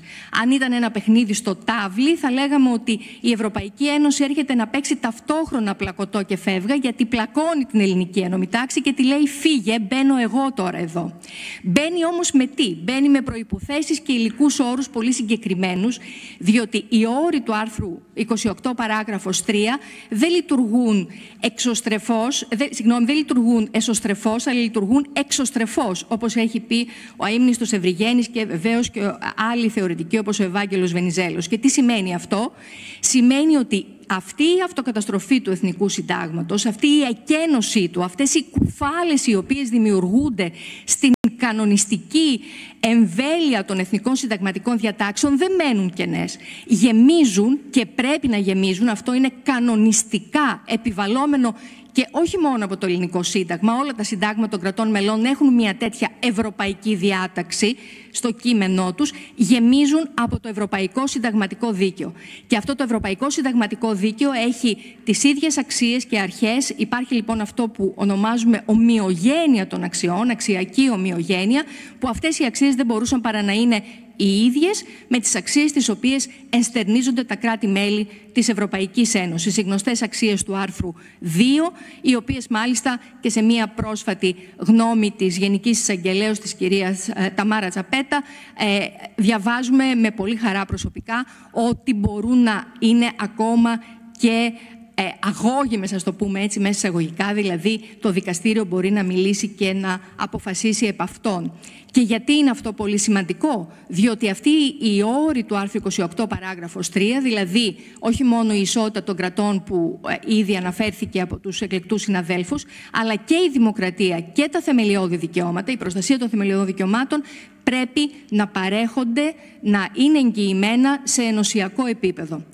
Άρα λοιπόν ό,τι χάνουμε από το Εθνικό Σύνταγμα το κερδίζουμε όλοι μαζί, όλα τα κράτη της Ευρωπαϊκής Ένωσης μαζί στο επίπεδο του Ευρωπαϊκού Συνταγματικού Δικαίου.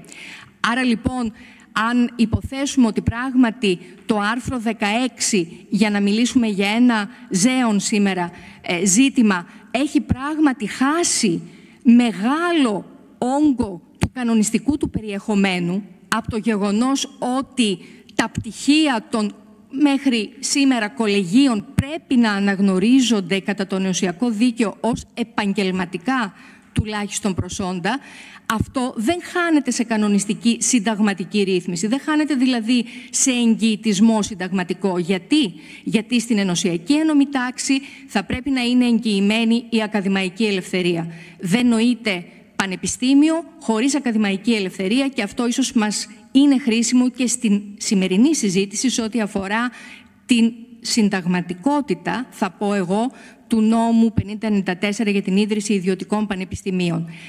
Άρα λοιπόν, σε αυτό το πλαίσιο, αν είναι να αναζητήσουμε το θεμέλιο της προτεραιότητας εφαρμογής, και είμαι ιδιαιτέρως χαρούμενη που και οι δύο συνάδελφοι αναφέρθηκαν σε προτεραιότητα εφαρμογής και όχι σε υπεροχή, διότι προφανώς δεν είναι το ίδιο. Η υπεροχή με την έννοια του Geltungsvorrang, δηλαδή της υπεροχής ισχύως, προφανώς δεν τίθεται εδώ, γιατί το σύστημα είναι δειστικό. Είναι μια αυτόνομη και ανεξάρτητη ένωμη τάξη ενωσιακή, και ως τέτοια πρέπει να ειδωθεί, ως παράλληλη και αυθύπαρκτη, και όχι υπό την έννοια της υπεροχής ισχύως επί του συντάγματος.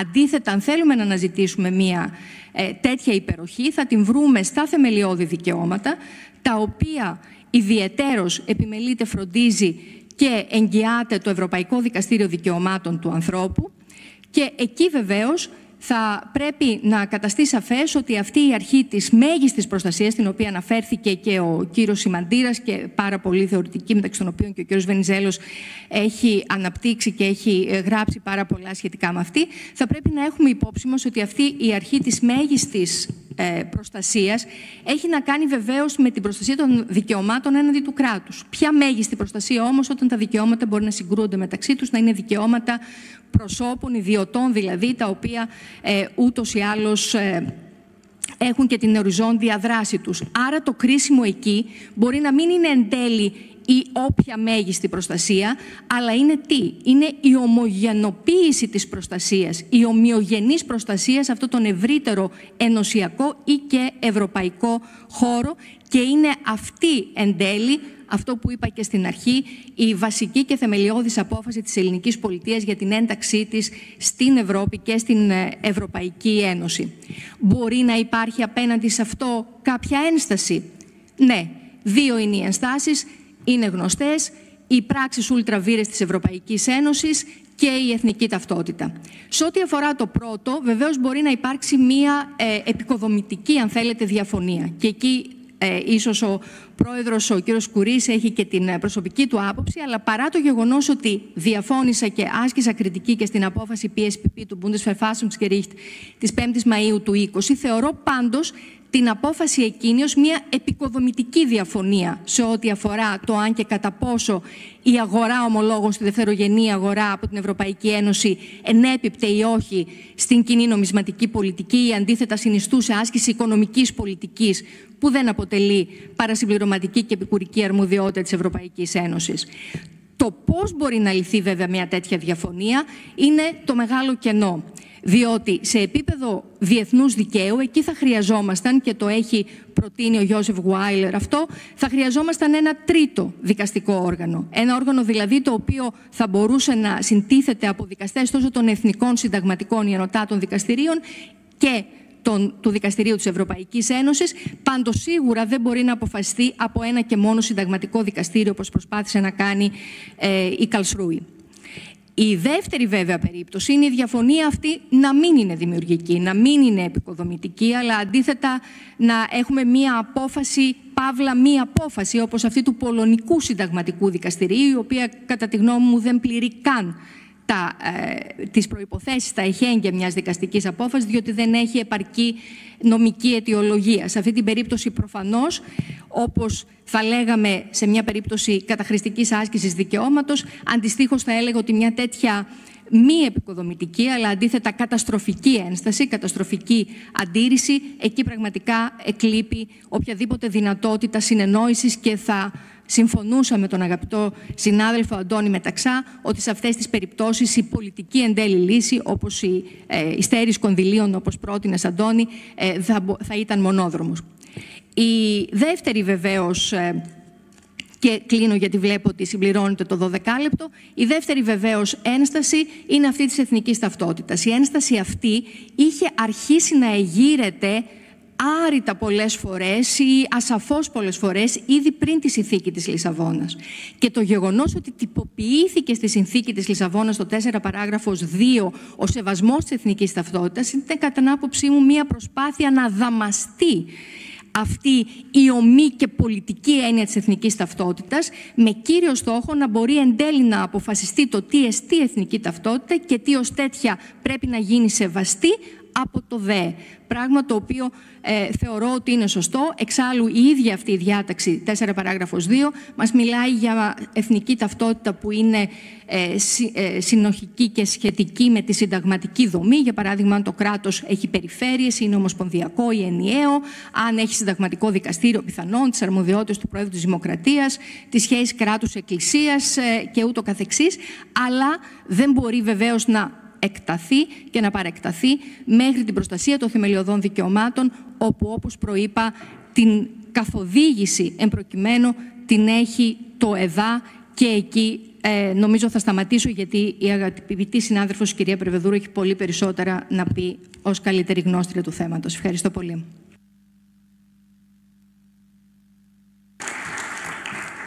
Ευχαριστούμε πολύ. Θα έλεγα, Λίνα, τα προσυπογράφω όλα μέχρι εκτός από την πρόταση του Γουάιλερ για...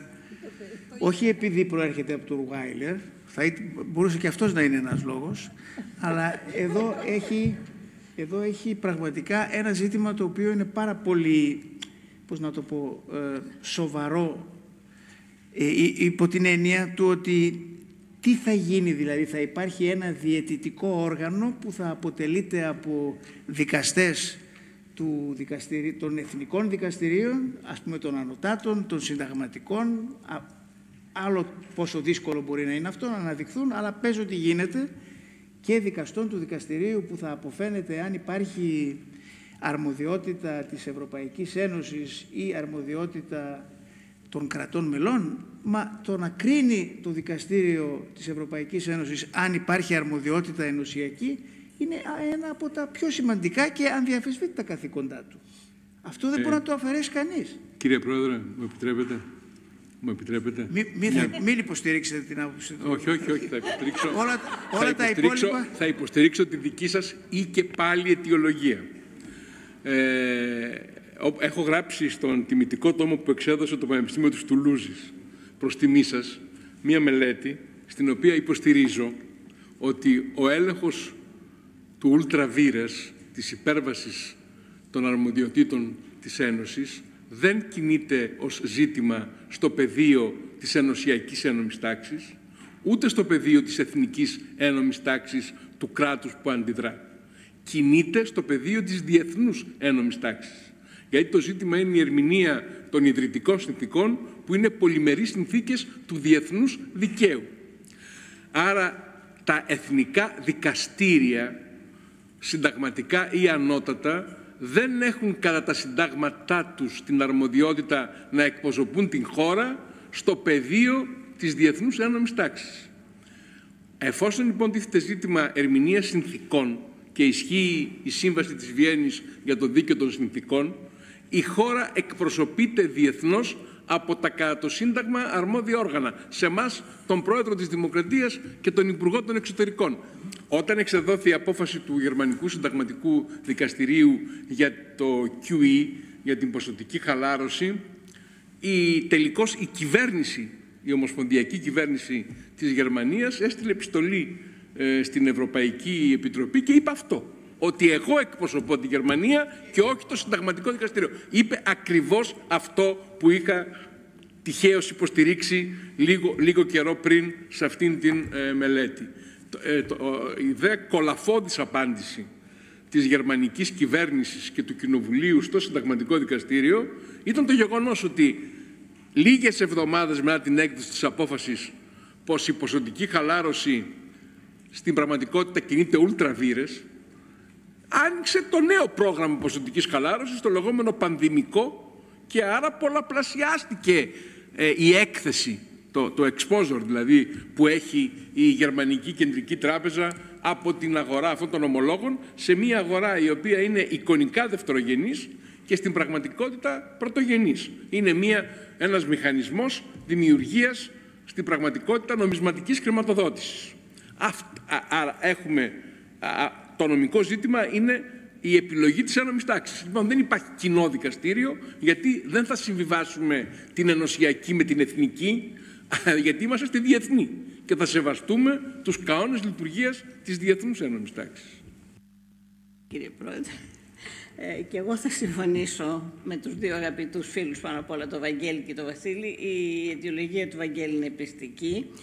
Λίνα, συγχαρητήρια, συμφωνώ με όλα όσα είπες, αλλά αυτό το τελευταίο θέμα φαντάστο και πρακτικά πού θα οδηγήσει. Ποιος θα συγκροτήσει αυτό το δικαστήριο, πέραν του ότι δεν έχει αρμοδιότητα. Είναι μία από τις φαντεζή προτάσεις του Γιώζεφ Βάλτερ, του φίλου του Πρόεδρου. Συνεχίσεις.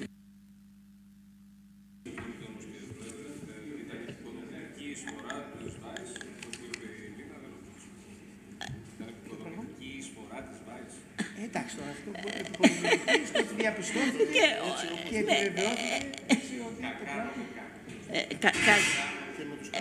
κακά νομικά και προσωπική φιλοδοξία ορισμένων δικαστών. Μαθηματικά πάντως, στα μαθηματικά, το μεγαλύτερο βαθμό τον παίρνει η πιο κομψή λύση. Η λύση στην οποία καταλήγεις με τους λιγότερους υπολογισμούς. Με πιο απλό τρόπο. Οπότε νομίζω και στα νομικά πρέπει να ισχύει αυτό. Μάλιστα, ευχαριστούμε. Τώρα θα περάσουμε στον κύριο Τιλιώτη, ο οποίος θα μας μιλήσει πάλι για το 28, το Σύνταγμα του 75, ως πύλη για την ένταξη και τη συμμετοχή της χώρας μας στην ευρωπαϊκή ολοκλήρωση.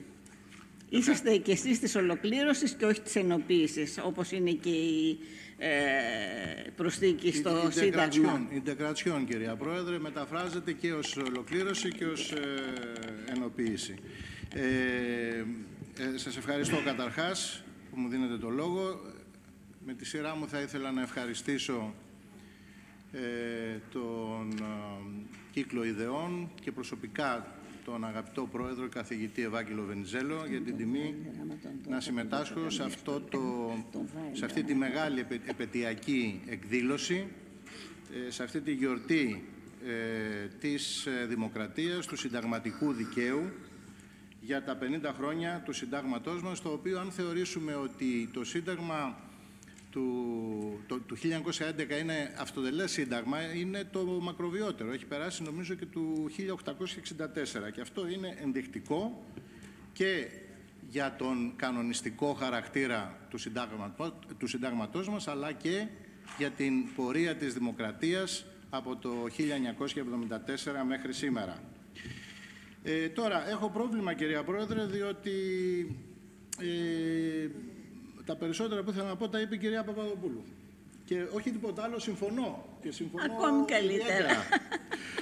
Λοιπόν, θα προσπαθήσω... η επανάληψη λέτε. Λοιπόν, θα προσπαθήσω να δώσω το δικό μου στίγμα σε αυτά τα οποία υπόθηκαν, σε ό,τι αφορά το άρθρο 28 και για την ιστορία του και την μετέπειτα εξέλιξή του, κυρίως σε σχέση με τη συμμετοχή της χώρας μας στην διαδικασία της ευρωπαϊκής ολοκλήρωσης ή ενοποίησης, για να μην χαλάσω το χατήρι της αγαπητής κυρίας Ηλιοπούλου, της κυρίας Προέδρου. Λοιπόν, το άρθρο 28 είναι νέο στη συνταγματική μας ιστορία, σε όλες τις παραγράφους. Βεβαίως δεν καλύπτει την ίδια ακριβώς ύλη, οι 3 παράγραφοι μεταξύ τους.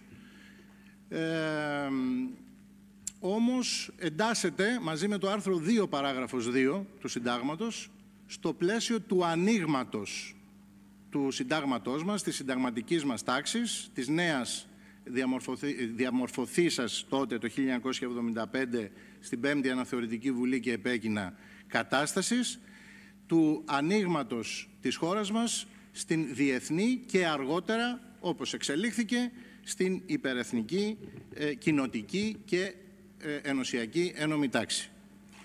Η μεν παράγραφος 1 αναφέρεται στη σχέση του συντάγματος με το διεθνές δίκαιο.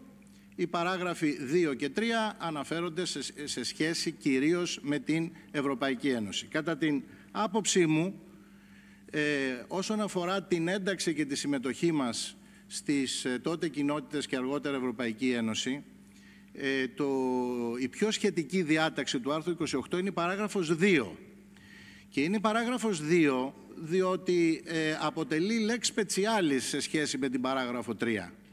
Υπό ποια έννοια? Ότι η αναγνώριση αρμοδιοτήτων σε όργανα των διεθνών οργανισμών, εν προκειμένου όντως ο συνταγματικός νομοθέτης είχε στο μυαλό του τις τότε κοινότητες. Υπό αυτή την έννοια, κύριε Πρόεδρε, θα έλεγα ότι ήτανε κάτι. Αυτό προκύπτει και από τα πρακτικά των συζητήσεων για το Σύνταγμα του 1975 της 5ης Αναθεωρητικής Βουλής, αλλά και από αναφορές της θεωρίας μεγάλων καθηγητών. Αναφέρω σχετικά τον Βεγλερή, τον Φατούρο, τον Ρούκουνα, οι οποίοι ανέφεραν ότι το άρθρο 28, κυρίως στις παραγράφους 2 και 3, ήταν το άρθρο για την ένταξη της χώρας μας στην τότε Ευρωπαϊκή Οικονομική Κοινότητα, στις κοινότητες, στις 3 κοινότητες. Άρα λοιπόν ο συνταγματικός νομοθέτης είχε στο νου του αυτό. Και απόδειξη, ο συμβολικός χαρακτήρας της υποβολής αιτήσεως για την πλήρη ένταξη της χώρας μας στις τότε κοινότητες, ακριβώς μία ημέρα μετά την θέση σε ισχύ του Συντάγματος, 11 Ιουνίου του 1975, σαν αύριο δηλαδή, το Σύνταγμα τίθεται σε ισχύ. 12 Ιουνίου η τότε κυβέρνηση Κωνσταντίνου Καραμανλή υποβάλλει αίτημα ένταξης της χώρας μας στις τότε κοινότητες. Το άρθρο λοιπόν 28 ήταν αυτό το οποίο θα έπαιζε αυτόν το ρόλο. Να προετοιμάσει από πλευρά συνταγματικού δικαίου την ένταξη, να ολοκληρώσει την ένταξη και εν συνεχεία την περαιτέρω συμμετοχή στο ευρωπαϊκό εγχείρημα. Αυτό πράγματι έγινε, θυμίζω τα γεγονότα, με τον νόμο 945 του 1979, ο οποίος ψηφίστηκε με αυξημένη πλειοψηφία, 192 βουλευτών, δηλαδή πάνω από την απαιτούμενη πλειοψηφία για την παράγραφο που απαιτούσε η παράγραφος 2 των 3/5 του όλου αριθμού των βουλευτών. Ψηφίστηκε ο νόμος με τον οποίο η χώρα μας προσχωρούσε στις τότε κοινότητες και ενέτασε στην εσωτερική της ένομη τάξη το σύνολο του τότε κοινοτικού δικαίου, του προγενέστερου, αλλά και εν συνεχεία του μεταγενέστερου. Αυτή λοιπόν είναι η πύλη με την οποία η χώρα μας προσχωρεί στην τότε Ευρωπαϊκή Οικονομική Κοινότητα. Είναι η πύλη με την οποία εντάσσεται το τότε κοινοτικό δίκαιο στην εσωτερική ένομη τάξη και είναι η πύλη με την οποία κάθε μελλοντικός κανόνας του κοινοτικού δικαίου, είτε δευτερογενούς, είτε ακόμα και πρωτογενούς, με τις συνεχείς τροποποιήσεις των συνθήκων, μέχρι την τελευταία τη μεταρρυθμιστική συνθήκη της Λισαβόνας, να εντάσσεται με αυτόν τον τρόπο, με την προϋπόθεση βεβαίως ότι η τροποποίηση των συνθήκων θα έπρεπε να γίνει με τη διαδικασία και με τις πλειοψηφίες τις οποίες όριζαν οι παράγραφοι 2 και 3. Και αναφέρομαι στις παραγράφους 2 και 3 διότι οφείλω να πω ότι αυτή είναι η κρατούσα άποψη, παρά το γεγονός ότι, όπως προανέφερα, προσωπικά θεωρώ ότι αυτή η διάταξη η οποία θα πρέπει να εφαρμόζεται προκειμένου είναι η παράγραφος 2 και μόνο επικουρικά στο μέτρο που η συμμετοχή της χώρας μας στην ευρωπαϊκή ολοκλήρωση δεν συνοδεύεται με αναγνώριση αρμοδιοτήτων στα όργανα της Ευρωπαϊκής Ένωσης, εκεί εφαρμόζεται και η παράγραφος 3. Η διάταξη του άρθρου 28, αυτό δεν αναφέρθηκε και θα ήθελα να το αναφέρω, έχει ως συγκριτικό πρότυπο αντίστοιχες διατάξεις συνταγμάτων των τότε 9 κρατών, κάποιων από τα 9 τότε κράτη-μέλη της τότε ΕΟΚ. Συγκεκριμένα το άρθρο 24, το τότε άρθρο 24 του Γερμανικού Θεμελιώδους Νόμου της Βόνης, αναφέρονταν σε μεταβίβαση αρμοδιοτήτων. Το άρθρο 11 του Ιταλικού Συντάγματος αναφέρονταν σε περιορισμούς της εθνικής κυριαρχίας στο όνομα διεθνών οργανισμών. Το άρθρο 55 του Γαλλικού Συντάγματος αναφερόταν σε εκχώρηση αρμοδιοτήτων σε όργανα διεθνών οργανισμών και το άρθρο 92 του Ολλανδικού Συντάγματος επίσης αναφερόταν σε μεταβίβαση αρμοδιοτήτων στην Ευρωπαϊκή Ένωση. Εν συνεχεία, βεβαίως, με τη διάβα του χρόνου και με την ίδρυση της Ευρωπαϊκής Ένωσης, πολλά συντάγματα, μεταξύ των οποίων και το γερμανικό και το γαλλικό, τροποποιήθηκαν ούτως ώστε να περιλάβουν ειδικές διατάξεις για την συμμετοχή των χωρών στην Ευρωπαϊκή Ένωση, όπως έγινε και με το ελληνικό, με την ερμηνευτική δήλωση η οποία προσθέθηκε κάτω από το άρθρο 28, ότι το θεμέλιο για τη συμμετοχή της χώρας μας στην ευρωπαϊκή ολοκλήρωση, στις διαδικασίες της ευρωπαϊκής ολοκλήρωσης, είναι το άρθρο 28. Εδώ βέβαια μπορούμε να ασκήσουμε μια κριτική σε αυτή την ερμηνευτική δήλωση, ότι δεν πήρε θέση για το ποια από τις παραγράφους αυτές είναι η σχετική, διότι υποστηρίχθηκαν πολλές απόψεις. Ακόμα και σήμερα ο Άριος Πάγος επικαλείται την παράγραφο 1 για να μας πει ότι οι οδηγίες εντάσσονται στην εσωτερική ενόμη τάξη με βάση το άρθρο 28 παράγραφος 1. Ακόμα για τον Άριο Πάγο δεν έχει λυθεί το θέμα εάν εφαρμόζεται η παράγραφος 1 ή εφαρμόζονται οι παράγραφοι 2 και 3. Αυτό βέβαια ήταν ένα θέμα το οποίο έχει λυθεί από την θεωρία. Δεν υπάρχει θέμα εφαρμογής της παραγράφου 1 ή, αν θέλετε, η παράγραφος 2 απορροφά τις προϋποθέσεις και τους ορισμούς της παραγράφου 1 για τη συμμετοχή της χώρας μας στην ευρωπαϊκή ολοκλήρωση. Ας μου επιτραπεί τώρα να σχολιάσω κάποια πράγματα τα οποία ετέθησαν και από τους προηγούμενους συναδέλφους και έχουν σχέση βεβαίως με την εφαρμογή του και την ερμηνεία του άρθρου 28. Είναι το ένα θέμα είναι αυτό το οποίο ελέγχθη από όλους και το οποίο είναι αυτό το οποίο και αυτόν τον καιρό μας καίει όσον αφορά το θέμα της σχέσης του άρθρου 16 με το ενωσιακό δίκαιο και που εκκρεμεί αυτή τη στιγμή στο Συμβούλιο της Επικρατείας. Και το δεύτερο θέμα είναι το θέμα της συμμετοχής της χώρας μας στην περαιτέρω διαδικασία της ευρωπαϊκής ολοκλήρωσης από τη συνθήκη του Μάστριχτ και μετά και ιδιαίτερα με την καθιέρωση της δυνατότητας η οποία δόθηκε για την ψήφο των ενωσιακών αλλοδαπών στις ευρωεκλογές και τις αυτοδιοικητικές εκλογές. Για μεν το ενωσιακό δίκαιο θεωρώ ότι η αρχή της υπεροχής ή ορθότερα όντως κατά κυριολεξία νομική της προτεραιότητας εφαρμογής του ενωσιακού δικαίου και έναντι του συντάγματος έχει ενταχθεί στην εσωτερική ενόμη τάξη δυνάμει του άρθρου 28. Αυτό δηλαδή το οποίο η νομολογία του Δικαστηρίου της Ευρωπαϊκής Ένωσης από την Κώστα Ενέλ και μετά και εν συνεχεία με την Internationale Handelsgesellschaft και την ομολογιακή γραμμή την οποία ανέπτυξε στις μετέπειτα αποφάσεις έχει διεισδύσει μέσω της συνταγματικής διάταξης. Δηλαδή όταν λέμε για τη σχέση του συντάγματος με το ενωσιακό δίκαιο και δεχόμαστε ότι υπάρχει προτεραιότητα εφαρμογής του ενωσιακού δικαίου έναντι του συντάγματος, αυτό δεν σημαίνει ότι αποδεχόμαστε την συρρίκνωση ή αποδεχόμαστε την απαξίωση του συντάγματος έναντι του ενωσιακού δικαίου, αλλά αυτή η υπεροχή, αυτή η προτεραιότητα υπεροχής ισχύει ακριβώς δυνάμει συνταγματικής διάταξης. Ή αν θέλετε έχουμε μια ισορροπία μεταξύ του άρθρου 28 και της αντίστοιχης διάταξης του 14.9 παλαιότερα με τον βασικό μέτοχο, του άρθρου 16 παράγραφος 5 και 8, παράγραφοι 5 και 8 για τα μη κρατικά πανεπιστήμια και ούτω καθεξής. Όσον αφορά τέλος το θέμα του κατά πόσο μπορεί η περαιτέρω εμβάθυνση της ευρωπαϊκής ολοκλήρωσης με τις αλλεπάλληλες τροποποιήσεις, όπως έγινε κυρίως με τις συνθήκες του Μάστριχτ και της Λισαβόνας, να θίξει τον πυρήνα του συντάγματος όπως κατοχυρώνεται στο άρθρο 110 παράγραφος 1. Παράδειγμα ήταν το θέμα των ευρωεκλογών και των αυτοδιοικητικών εκλογών.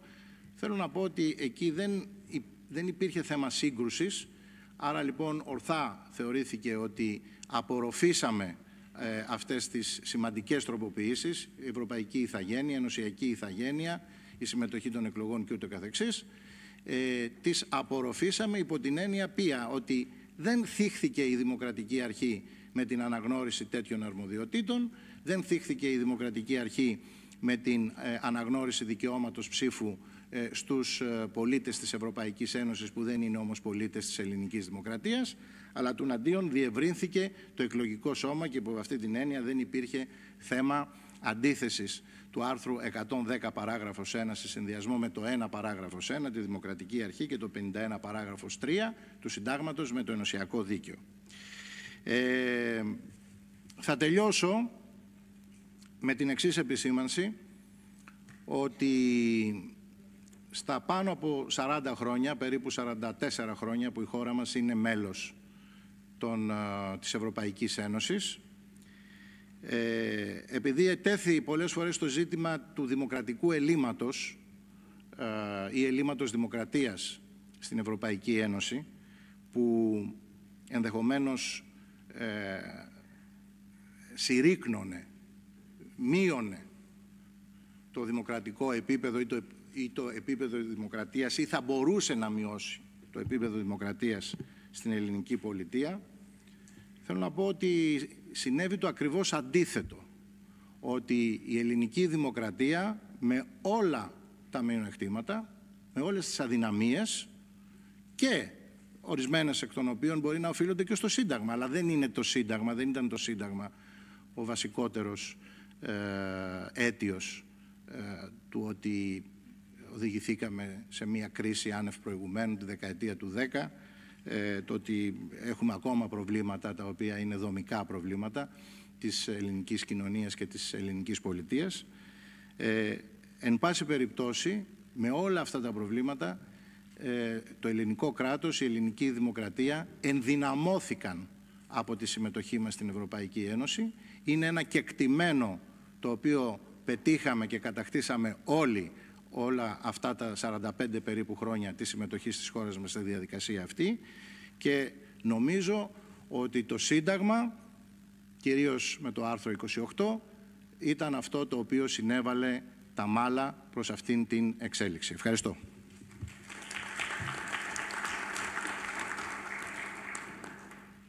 Ευχαριστούμε πολύ, κύριε Τσιλιώτη. Μία μόνο παρατήρηση. Αφήσατε έξω το πιο οξύ παράδειγμα συγκρούσεως της Νομισματικής Ένωσης. Από τη συνθήκη του Μάστριχ μέχρι την αναθεώρηση του 2001 πέρασαν 8 χρόνια. Εκεί πώς ελήφθη το θέμα? Δεν θέλω να πω ότι έλεγε ο αγαπημένος μου φίλος ο Βαγγέλης Βενιζέλος ότι υπάρχει πολιτική βούληση. Όχι, υπάρχει και ερμηνευτική δήλωση. Μα μπήκε, αυτό σας λέω. 8 χρόνια είμαστε στο κενό. Από πλευράς νομικής πάντοτε, έτσι. Έχει δίκιο ότι υπήρχε πολιτική βούληση. Σε αυτό δεν διαφωνούμε. Αυτό είναι για μένα το crash test. Τι γίνεται σε περίπτωση πραγματικής σύγκρουσης. Αλλά για να μην κλέψω... Μισό λεπτό να απαντήσω, μια και απευθυνθήκατε σε μένα. Θεωρώ ότι οι ερμηνευτικές δηλώσεις και του 28 και του 80 έχουν αναγνωριστικό χαρακτήρα. Δηλαδή, όλη αυτή η συμμετοχή, όλες αυτές οι μεταβολές, μεταξύ των οποίων και αναδρομικό η συμμετοχή χαρακτήρα, της χώρας μας. Όχι, αναγνωριστικό. Ναι, αναγνωριστικό, αλλά αναδρομικό. Θεωρώ ότι καλύπτονταν η συμμετοχή της χώρας μας στην Ευρωπαϊκή Ένωση, στην ΟΝΕ, με όλα αυτά τα οποία συνέβαλε, καλύπτονταν κατά τη γνώμη μου από το επαρκές συνταγματικό πλαίσιο των παραγράφων 2 και 3. Λοιπόν, φυσικά, κύριε. Ήθελα να πω, επειδή αναφέρθηκε το άρθρο 28 και οι 3 παράγραφοι οι οποίες αποτέλεσαν και αντικείμενο σχολείων από τον κύριο Τσιλιώτη. Είχα την αίσθηση ότι αυτό το ζήτημα έχει λυθεί. Δηλαδή, έχει λυθεί όχι με την κατηγορηματική, ας πούμε, απόφαση, η κρίση ότι είναι το άρθρο 2, είναι το άρθρο 3, είναι το άρθρο 1, αλλά επειδή στην εξέλιξη την νομοθετική που πήρε το ζήτημα, είχε παρουσιαστεί ανάγλυφο τρόπο ενώπιον της Βουλής.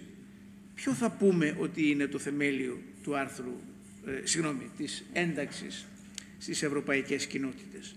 Και το λέω αυτό διότι, όπως είναι γνωστόν, ισχύουν διαφορετικές πλειοψηφίες. Διαφορετικά θα έλεγε κανείς, δεν βαριέσαι, ποιο είναι το θέμα τώρα, θα το κάνουμε με την πλειοψηφία αυτή που είναι ευκολότερη, δυσκολότερη. Το ένα απαιτεί απλή πλειοψηφία, αν θυμούμε καλά. Το 2 έχει τα 3 πέμπτα και το 3 έχει απόλυτη. Τι θα κάναμε λοιπόν τότε? Εκεί, επειδή αναφέρθηκαν και πάρα πολλοί καθηγητές, ίσως όμως όχι ο σημαντικότερος εκείνης της περιοχής λόγω της αποτελεσματικότητάς του, ο Δημήτριος Ευρυγένης, είπε ότι θα γράψουμε στην επικεφαλίδα σύμφωνα με το άρθρο 28 του Συντάγματος. Και νομίζω ότι με αυτόν τον τρόπο λύθηκε το θέμα και δεν ξέρω τώρα αν πρέπει να... Έχουμε πολλά ζητήματα ανοιχτά, έτσι. Αυτό δεν νομίζω ότι θα έπρεπε να μας απασχολεί. Πρέπει να πω το εξής. Επειδή όταν προσθέσαμε την ερμηνευτική δήλωση υπό το άρθρο 28 έγινε μια εκτενή συζήτηση. Καταρχάς, το άρθρο 28 έχει ασυμμετρίες νομοτεχνικές εκγενετής. Η παράγραφος 1 κανονικά έπρεπε να τοποθετηθεί στο άρθρο 36. Είναι παρακολούθημα του άρθρου 36 και συνιστά ζεύγος κανονιστικό με το άρθρο 36. Άλλωστε είναι μια διάταξη κλασικής διαδικής αντίληψης. Τώρα, σε σχέση με τις παραγράφους 2 και 3 του άρθρου 28 και την ευρηματικότητα του ευρυγένη, η αλήθεια είναι ότι όσες φορές κυρώσαμε ιδρυτικές συνθήκες σε σχέση με το ευρωπαϊκό φαινόμενο, περιλαμβανομένης και της ένταξης στη ζώνη του ευρώ, δεν δημιουργήθηκε αμφισβήτηση ως προς το αποτέλεσμα. Δηλαδή δεν προβλήθηκε αντίρρηση κοινοβουλευτική ότι δεν συγκεντρώνεται η αναγκαία πλειοψηφία. Εάν προβαλόταν ο ισχυρισμός αυτός, θα ετίθετο και το ερμηνευτικό ζήτημα. Εφόσον λοιπόν υπήρξε κατά βάθος συνένεση, ευρύτατη συνένεση, ιδίως μετά την κύρωση της συνθήκης του Μάστριχτ το 1992, που ήταν μια καταλυτική στιγμή στην πολιτική ιστορία της χώρας και την κοινοβουλευτική, τελείωσε το θέμα, διότι δεν απόλυσε την κρισιμότητά του. Αυτό είναι το... Αντιθέτως, η επανένταξη στο ΝΑΤΟ δημιούργησε το 1980 ζήτημα εφαρμογής της παραγράφου 3 του... Εν τέλει δε εκεί, αν δεν με απατάει η μνήμη μου, έγινε και το εξής. Έγινε και στην πραγματικότητα παράλληλη υποβολή πρότασης εμπιστοσύνης της κυβέρνησης Ράλη κατά μία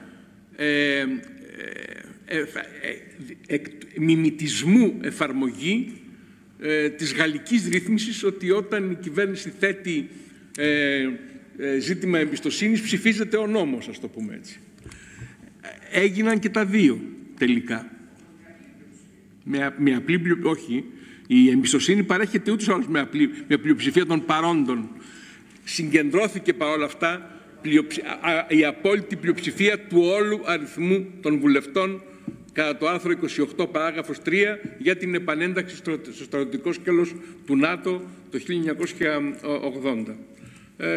Τώρα, τα άλλα πάντως είναι ένα πολύ ωραίο θέμα. Απλώς η ώρα δεν μας επιτρέπει. Μία κουβέντα μόνο θα πω. Παλεύω από τη δεκαετία του 90 να πείσω ότι αυτές οι διατάξεις είναι ειδικές αναθεωρητικές ρήτρες. Αυτή είναι η πιο καθαρή λύση.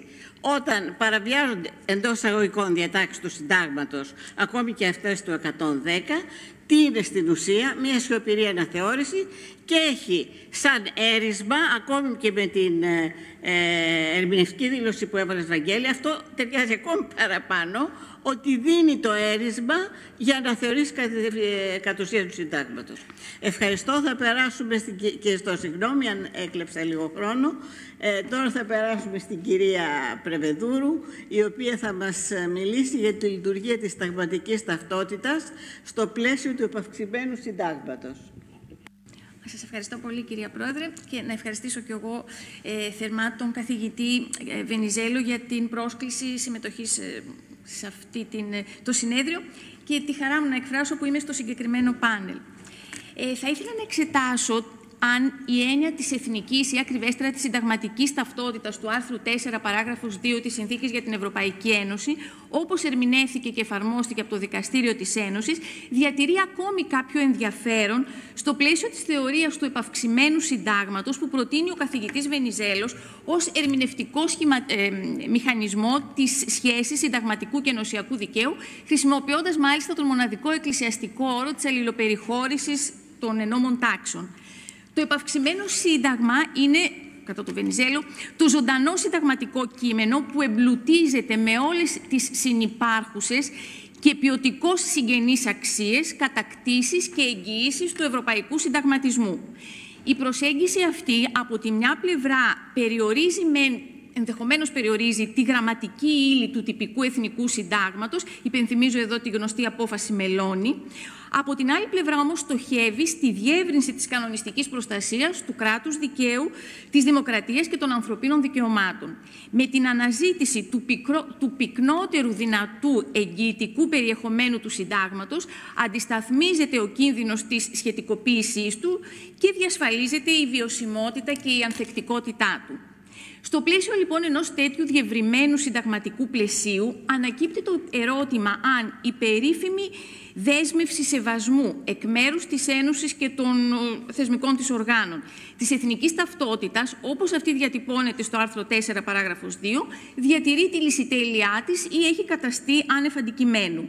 Σημειώνεται ότι η λεπτομεριακή αυτή διάταξη κατά τη θέσπισή της, παρά το θετικό πρόσημο που ανέφερε η κυρία Παπαδοπούλου, έγινε από πολλούς αντιληπτή ως ρήτρα διαφυγής για τα κράτη-μέλη με σκοπό τον καθησυχασμό και των πλέον ευρωσκεπτικιστικών προσεγγίσεων. Ένα σύντομο ιστορικό της εφαρμογής της καταδεικνύει τη λειτουργία της και το ιστορικό αυτό συνοψίζεται σε μια ενδιαφέρουσα διελκυνστίδα μεταξύ εθνικών δικαστηρίων και δικαστηρίου της Ένωσης. Από τη μια μεριά, ορισμένα κράτη-μέλη επιχείρησαν να ερμηνεύσουν διασταλτικά την έννοια της εθνικής ταυτότητας, εντάσσοντας σε αυτήν πολλές διατάξεις των συνταγμάτων τους. Ανώτατα ή συνταγματικά δικαστήρια ανακριβώς επικαλέστηκαν και επικαλούνται την εθνική συνταγματική ταυτότητα όχι ως έννοια του πρωτογενούς δικαίου της Ευρωπαϊκής Ένωσης, αλλά ως συνώνυμη της υπεροχής του εθνικού συντάγματος και επομένως ως γραμμή οριοθέτησης της κυριαρχίας του κράτους μέλους έναντι της επεκτατικότητας του ενωσιακού φαινομένου.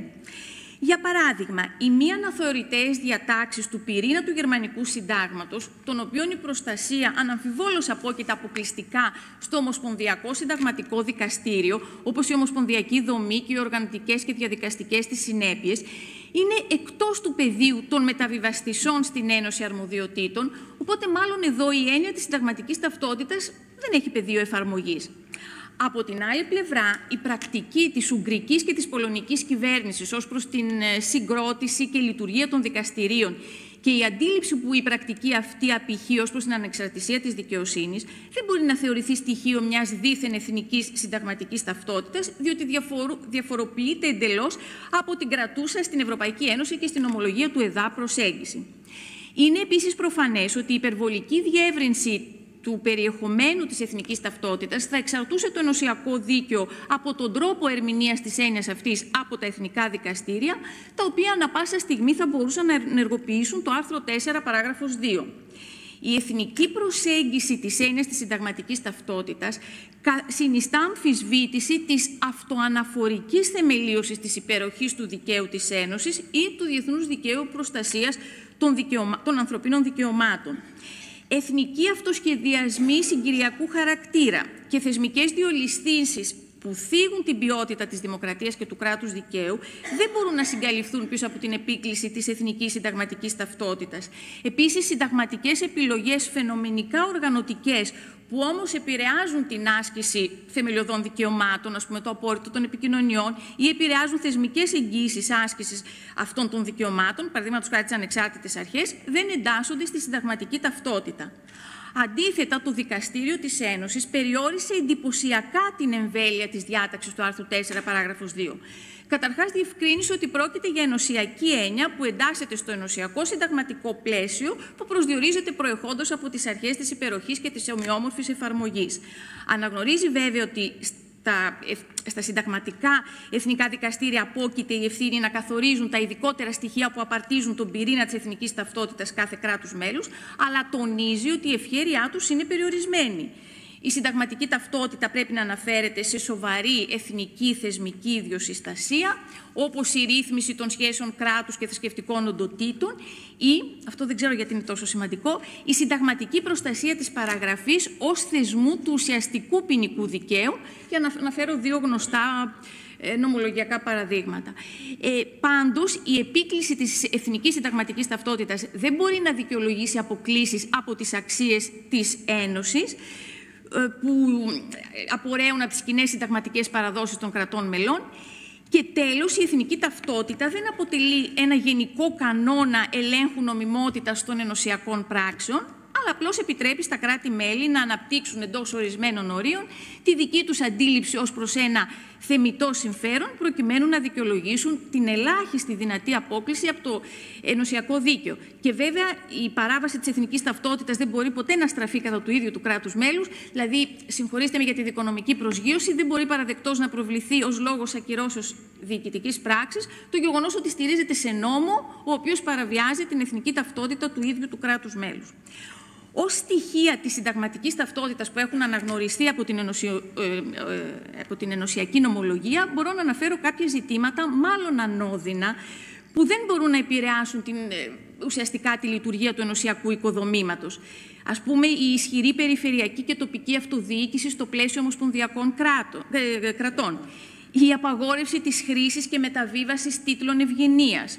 Η κατοχύρωση της ανθρώπινης αξιοπρέπειας ως θεμελιώδους δικαιώματος στη Γερμανία, ας πούμε, θεωρήθηκε από το ΔΕ ως συνταγματική ιδιαιτερότητα αυτής της ένομης τάξης λόγω του εθνικοσοσιαλιστικού τους παρελθόντος. Η επιλογή του Ηνωμένου Βασιλείου για λόγους που σχετίζονται με τη συνταγματική του παράδοση να απονείμει το δικαίωμα του εκλέγην και εκλέγεστε κατά τις εκλογές του Ευρωπαϊκού Κοινοβουλίου και στους κατοίκους του Γιβραλτάρ. Η επίσημη γλώσσα του κράτους, η υποχρέωση που επιβάλλει ένα κράτος μέλος να τηρούνται οι κανόνες γραφής που έχουν καθιερωθεί σε αυτό το κράτος μέλος ως προς το κοινό επώνυμο των δύο συζύγων. Δηλαδή, βλέπουμε μία υποβάθμιση, θα τολμούσα να πω, της σημασίας της συνταγματικής ταυτότητας, αφού σε ίσονος σημασίες υποθέσεις τη χρησιμοποιεί το Δικαστήριο της Ένωσης.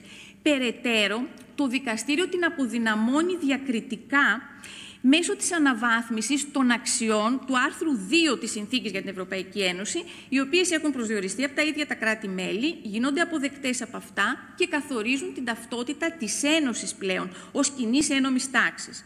Αναγνωρίζεται βέβαια στα κράτη-μέλη κάποιο περιθώριο διακριτικής ευχέρειας ως προς το συνταγματικό μοντέλο που θα διέπει, ας πούμε, τη σχέση μεταξύ διαφόρων κρατικών λειτουργιών, αλλά σε κάθε περίπτωση οι όποιες επιλογές τους πρέπει να σέβονται τις αξίες του άρθρου 2, που δεν είναι απλά πολιτικά προτάγματα, αλλά έχουν δεσμευτική νομική ισχύ.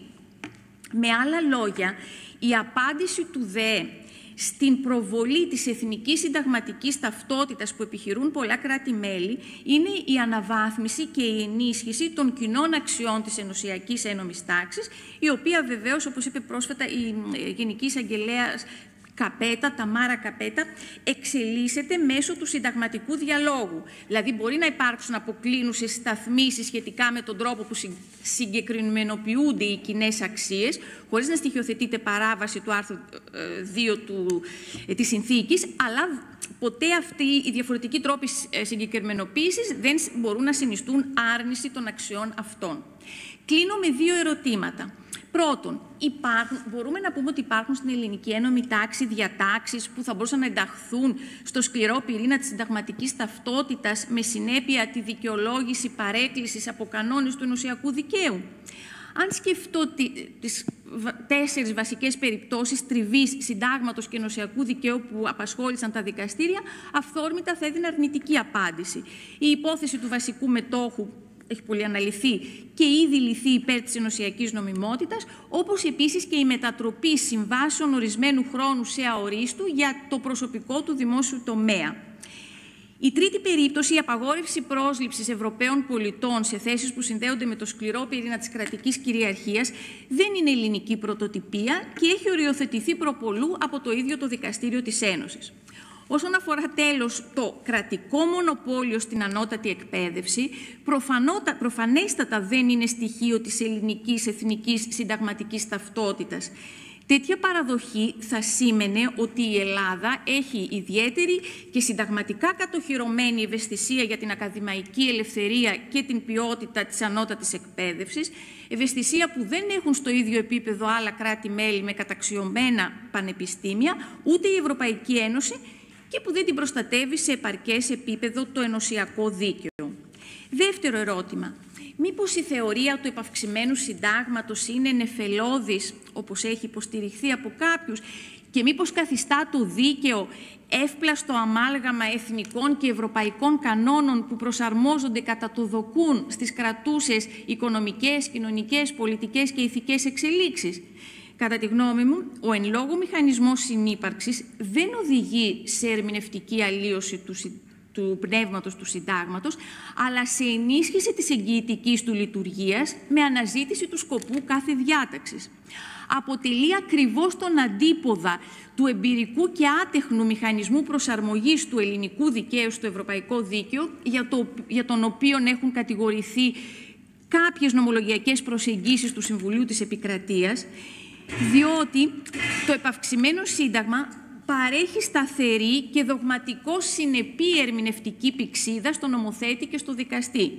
Ουδόλως αμφισβητείται ότι η καθαρότερη λύση είναι η θέση εκποδών μιας αντίθετης στο ενωσιακό δίκαιο ρύθμισης και στη συνέχεια η τυπική αναθεώρηση του συντάγματος. Η έννοια όμως του επαυξημένου συντάγματος όχι μόνο δεν καταλήγει σε ψευδεπίγραφη εναρμόνιση ή ρευστοποίηση του δικαίου, αφού αποσκοπεί στην προστασία συγκεκριμένων κοινών αρχών των περισσότερων αυτοαναφορικών ενόμων τάξεων, αλλά σε τελική ανάλυση προετοιμάζει την ίδια την τυπική αναθεώρηση όπου αυτή δεν είναι δυνατή. Όταν μάλιστα πρόκειται για διάταξη μη υποκείμενη σε αναθεώρηση, το επαυξημένο σύνταγμα με την παραπάνω έννοια είναι η μόνη λύση βέλτιστης συνύπαρξης σε ενιαίο συνταγματικό χώρο. Στο πλαίσιο λοιπόν μιας τέτοιας θεώρησης, ενός τέτοιου εμπλουτισμένου συνταγματικού πεδίου, νομίζω ότι η έννοια της εθνικής συνταγματικής ταυτότητας τείνει να καταστεί παροχημένη, επικουρική και άνευ ουσιαστικού περιεχομένου. Σας ευχαριστώ.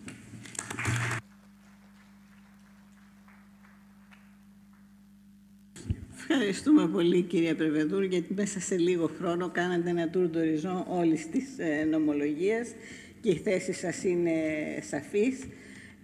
Θα παρακαλέσω τώρα την τελευταία ομιλήτρια, οι τελευταίοι έσονται πρώτοι λένε, την κυρία Κωνσταντίνα Γεωργάκη, η οποία θα μας μιλήσει για τη λειτουργία του επαυξημένου συντάγματος στο πλαίσιο της διασφάλισης δημοσιονομικής πειθαρχίας. Κυρία Γεωργάκη, έχετε το λόγο. Ευχαριστώ πολύ, κυρία Πρόεδρε. Να ξεκινήσω κι εγώ με θερμές ευχαριστίες στον καθηγητή τον κύριο Βενιζέλο και στον κύκλο ιδεών για την πολύ τιμητική πρόσκληση να βρίσκομαι κι εγώ σήμερα και να συμμετέχω σε αυτό το τόσο ενδιαφέρον πάνελ, από το οποίο δεν θα μπορούσε να λείπει ένα πολύ βασικό κομμάτι του επαυξημένου, που άπτεται του επαυξημένου συντάγματος του 1975, που είναι το κομμάτι που αφορά στην εξασφάλιση δημοσιονομικής πειθαρχίας. Ένα κομμάτι το οποίο ετέθη σχετικά πρόσφατα στο Σύνταγμα μέσω μιας σειράς από εθνικές, ενωσιακές, αλλά και ρυθμίσεις του διεθνούς οικονομικού δικαίου. Θα κάνω λοιπόν μια μικρή αναδρομή σε μια δεκαετία η οποία είναι αρκετά πρόσφατη. Φαίνεται πως την έχουμε αφήσει πίσω μας για την ώρα και καλώς, αλλά θα μπορούσε κάλλιστα να βρεθεί ξανά μπροστά μας ανα πάσα στιγμή. Και αυτή η δεκαετία είναι η δεκαετία της κρίσης χρέους της Ευρωζώνης, η οποία έφτασε και στην χώρα μας, λαμβάνοντας τη μορφή μιας δημοσιονομικής κρίσης χρέους. Ένα από τα βασικότερα ζητήματα τα οποία ετέθησαν και στο δημόσιο διάλογο αλλά και στον ακαδημαϊκό διάλογο την τελευταία αυτή δεκαετία αφορούσε στο αν και κατά πόσον το Σύνταγμα του 1975 λειτουργήσε επαρκώς αποτελεσματικά προκειμένου αφενός να εξασφαλίσει τη δημοσιονομική πειθαρχία εξάντε προληπτικά και αφετέρου κατά πόσον θα μπορούσε να λειτουργήσει αποτελεσματικά ex post προκειμένου να εξασφαλίσει τη δημοσιονομική πειθαρχία έστω και εκ των υστέρων καταστέλλοντας τις συνέπειες αυτής της δημοσιονομικής κρίσης. Ενώ αυτό θα ήταν ένα ερώτημα το οποίο αφήσαμε θεωρητικά ήδη πίσω μας, τίθεται εκ νέου και θα μπορούσε εκ νέου να τεθεί στο πλαίσιο της επικείμενης επανέναρξης της συζήτησης για την συνταγματική αναθεώρηση. Αν υπάρχει, λοιπόν, ανάγκη να τεθούν τέτοιου είδους εργαλεία για την εξασφάλιση δημοσιονομικής πειθαρχίας εντός του συντάγματος, για την εξασφάλιση δημοσιονομικής πειθαρχίας τόσο προληπτικά όσο και κατασταλτικά, κυρίως ίσως προληπτικά. Για να απαντήσει κανείς αυτό το ερώτημα, θα πρέπει να λάβει υπόψη του ότι το Σύνταγμα του 1975 λειτουργεί ως ένα σύνταγμα επαυξημένο, που είναι και το θέμα της συζήτησης αυτού του πάνελ.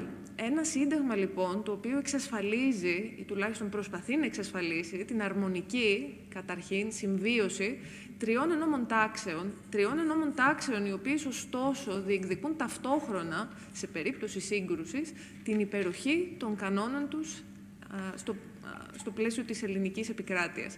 Της εθνικής ενόμης τάξης, η οποία διεκδικεί προφανώς υπεροχή για το Σύνταγμα, της διεθνούς ενόμης τάξης, η οποία διεκδικεί την υπεροχή των κανόνων της έναντι του εθνικού δικαίου, βάσει και της Σύμβασης της Βιέννης, του άρθρου 27 συγκεκριμένα, της Σύμβασης της Βιέννης για το δίκαιο των συνθηκών, που αποδίδει κατ' ουσίαν εθιμικό δίκαιο, όσο και τελευταία της ενωσιακής ενόμης τάξης, η οποία διεκδικεί την προτεραιότητα των κανόνων της έναντι και των δύο. Και της εθνικής και της διεθνούς, τμήμα της οποίας είναι ή τουλάχιστον ήταν κάποτε και η ίδια η ενωσιακή ένωμη τάξη. Αν λειτουργήσε λοιπόν το επαυξημένο αυτό σύνταγμα του 1975 στο πλαίσιο τόσο της αντιμετώπισης όσο και της καταστολής της αντιμετώπισης της δημοσιονομικής κρίσης αλλά και της εξασφάλισης δημοσιονομικής πειθαρχίας εξάντε, είναι μια ερώτηση στην οποία προσήκουν δύο διαφορετικές απαντήσεις. Ναι, όσον αφορά στην καταστολή της οικονομικής πειθαρχίας και στην εξασφάλιση δημοσιονομικής πειθαρχίας ex post, όχι όσον αφορά στην πρόληψή της. Ο λόγος μερικής επιτυχίας και μερικής αποτυχίας, ωστόσο, είναι κοινός και στις δύο περιπτώσεις. Και ο λόγος αυτής της μερικής επιτυχίας και αποτυχίας έγκυται αμιγώς στην έλλειψη όχι μόνο εθνικών κανόνων προκειμένου να διασφαλιστεί η εξασφάλιση δημοσιονομικής πειθαρχίας, αλλά και αποτελεσματικών κανόνων εμπολής διασφάλισης δημοσιονομικής πειθαρχίας τόσο σε ενωσιακό επίπεδο όσο και σε επίπεδο διεθνούς δικαίου. Ήδη τη στιγμή που ξέσπασε η οικονομική κρίση, η Ελλάδα ήταν μέλος τόσο της Ευρωπαϊκής Ένωσης όσο και της Ευρωζώνης και είχε ήδη υιοθετήσει το ενιαίο νόμισμα, ενώ είχε ήδη υπογράψει και κυρώσει τη Σύμβαση της Ουάσιγκτον, αποτελώντας έτσι και κράτος μέλος του Διεθνούς Νομισματικού Ταμείου. Επρόκειτο ωστόσο για δύο διεθνείς οργανισμούς, οι οποίοι βρέθηκαν παντελώς απροετοίμαστοι να εξασφαλίσουν την δημοσιονομική πειθαρχία τόσο εξάντε, όσο και, κατά πώς φάνηκε, εξ post, τουλάχιστον τη στιγμή που ξέσπασε η κρίση. Το Διεθνές Νομισματικό Ταμείο, για πολύ πρακτικούς λόγους, διότι δεν διέθετε σίγουρα τα αναγκαία κεφάλαια να στηρίξει μια κρίση σαν αυτή την οποία αντιμετώπιζε η Ευρωζώνη και πολλά διαφορετικά κράτη-μέλη της Ευρωζώνης εκείνη τη στιγμή. Αν δεν μπορούσε να στηρίξει την Ελλάδα, δεν θα μπορούσε σίγουρα να στηρίξει ούτε την Ισπανία. Όσον αφορά στο κομμάτι της Ευρωζώνης, αυτό είχε αμιγώς επίσης να κάνει με κεφαλαιακούς περιορισμούς ως προς την δυνατότητα να καλυφθούν τέτοιου εύρους ενδεχομένως οικονομικές κρίσεις στο πλαίσιο του ενωσιακού δικαίου. Ωστόσο, είχε επίσης εμπολής να κάνει και με τις ίδιες τις καταστατικές συνθήκες της Ευρωπαϊκής Ένωσης, οι οποίες θέτουν δύο, ή τουλάχιστον φαίνεται πως έθεταν μέχρι τότε, δύο βασικά ζητήματα. Το πρώτο ζήτημα αφορά στην ίδια την ασυμμετρία της Οικονομικής και Νομισματικής Ένωσης. Από τη μία έχουμε μια νομισματική ένωση, η οποία άπτεται του ενιαίου νομίσματος και στην οποία η Ένωση διαθέτει αποκλειστική αρμοδιότητα κατά αποκλεισμό των κρατών μελών, αρμοδιότητα που ασκείται κατά βάση από την Ευρωπαϊκή Κεντρική Τράπεζα.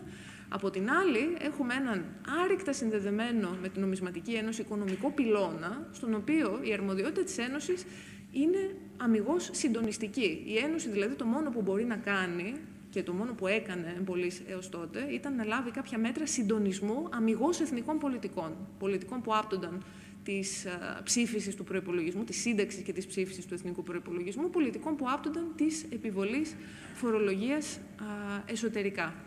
Αυτό ήταν το ένα ζήτημα. Το δεύτερο ζήτημα ήταν οι απαγορεύσεις αναχρηματοδότησης κυρίαρχου χρέους που τίθενται ακόμη και σήμερα εντός των ενωσιακών συνθήκων αναχρηματοδότησης κυρίαρχου χρέους τόσο από την ίδια την Ένωση και την Ευρωπαϊκή Κεντρική Τράπεζα, όσο και από τα ίδια τα κράτη-μέλη. Με βάση αυτά τα δεδομένα, όταν ξέσπασε η οικονομική κρίση, έπρεπε να ληφθούν αμέσως αποτελεσματικά μέτρα και γρήγορα μέτρα. Εκεί είναι και ένα σημείο στο οποίο ενδεχομένως η Ευρωπαϊκή Ένωση να πάσχει η ταχύτητα, τουλάχιστον όταν βρισκόμαστε εκτός τέτοιου είδους κρίσεων. Έπρεπε να ληφθούν μέτρα αντιμετώπισης μιας κρίσης η οποία έθετε ζητήματα υπαρξιακά για την ίδια την Ευρωζώνη και για την ίδια την τύχη και το μέλλον του ενιαίου νομίσματος. Τα μέτρα αυτά ελήφθησαν εν τέλει με έναν συνδυασμό μέτρων αμιγώς ενωσιακών, μέτρων εθνικών σε περιπτώσεις που αυτό απαιτείται και μια συνδιάμεση κατηγορίας μέτρων στο πλαίσιο του διεθνούς δικαίου, τα οποία υιοθετήθηκαν από τα κράτη-μέλη εκτός ενωσιακού δικαίου για διάφορους λόγους, συγκεκριμένα σε πολλές περιπτώσεις αμιγώς πολιτικούς. Έχουμε λοιπόν πρωτοβουλίες οι οποίες ελήφθησαν μετά το ξέσπασμα δυστυχώς της οικονομικής κρίσης. Εμπολής η Ευρωπαϊκή Ένωση και τα ίδια τα κράτη-μέλη της αντιμετωπίζουν συνήθως τις κρίσεις όταν έρχονται στην πρόληψη, υπάρχει μια γενικότερη ανδυναμία, και αυτό φαίνεται στις διαδοχικές κρίσεις που έχει έρθει να αντιμετωπίσει. Αντιμετωπίστηκε ωστόσο με την υιοθέτηση τέτοιου είδους μέτρων, τόσο όσον αφορά στην ενίσχυση της αντιμετώπισης αυτών των κρίσεων, ένα κομμάτι το οποίο δεν υπήρχε καθόλου, όσο και στην πρόληψη, στην ενίσχυση της πρόληψης τέτοιου είδους κρίσεων, ένα κομμάτι το οποίο, αν και υπήρχε, τα μέτρα εφαρμογής του ήταν πάρα πολύ αδύναμα ακόμη σε αυτή την περίπτωση. Να ξεκινήσω από το κομμάτι της καταστολής. Στο κομμάτι αυτό, όπως αντίστοιχα και στο κομμάτι της πρόληψης, έχουμε συνδυασμό μέτρων 3 ενόμων τάξεων: ενωσιακής, εθνικής και διεθνούς. Είτε αμιγώς δεσμευτικών μέτρων, είτε και μέτρων soft law σε πολλές περιπτώσεις, όταν είχαμε διάφορα συμπεράσματα Ευρωπαϊκού Συμβουλίου ή κάποιες αποφάσεις του Eurogroup ακόμη και κάποια συμπεράσματα στο πλαίσιο αυτών των συναντήσεων. Ένα βασικό παράδειγμα αρμονικής συνύπαρξης μέτρων και των 3 ενόμων τάξεων αποτελεί δίχως άλλο το δικό μας ελληνικό παράδειγμα της αναδιάρθρωσης ελληνικού χρέους του 2012 μέσω της συμμετοχής του ιδιωτικού τομέα. Επρόκειτο για μία κρίση, για ένα ζήτημα το οποίο αντιμετωπίστηκε μέσω της αρμονικής αυτής συνύπαρξης των 3 ενόμων τάξεων. Ενώ όσο η ρύθμιση του ζητήματος φαίνεται πως βασίζεται καταρχήν σε εργαλεία εθνικού δικαίου, είχαν ήδη προηγηθεί, αλλά και ακολούθησαν διάφορες πρωτοβουλίες τόσο σε ενωσιακό επίπεδο, όσο και σε διεθνές επίπεδο. Να μην ξεχνάμε ότι ο Ευρωπαϊκός Μηχανισμός Σταθερότητας ιδρύθηκε μέσω μιας διεθνούς συνθήκης που υπεγράφει μεταξύ κρατών μελών εκτός των ενωσιακών συνθήκων. Και αυτό είχε πάλι να κάνει με τα κεφάλαια τα οποία έπρεπε να διατεθούν, τα οποία δεν είχε να διαθέσει ή να εγγυηθεί αντίστοιχα ο ενωσιακός προϋπολογισμός, τουλάχιστον όχι σε εκείνη την περίπτωση. Η αρμονική συμβίωση αυτών των μέτρων, πέρα από το ρυθμιστικό επίπεδο, επιβεβαιώθηκε εν συνεχεία και σε επίπεδο δικαστικού ελέγχου. Τα μέτρα του PSI βρέθηκαν μπροστά σε 5 διαφορετικές δικαιοδοσίες.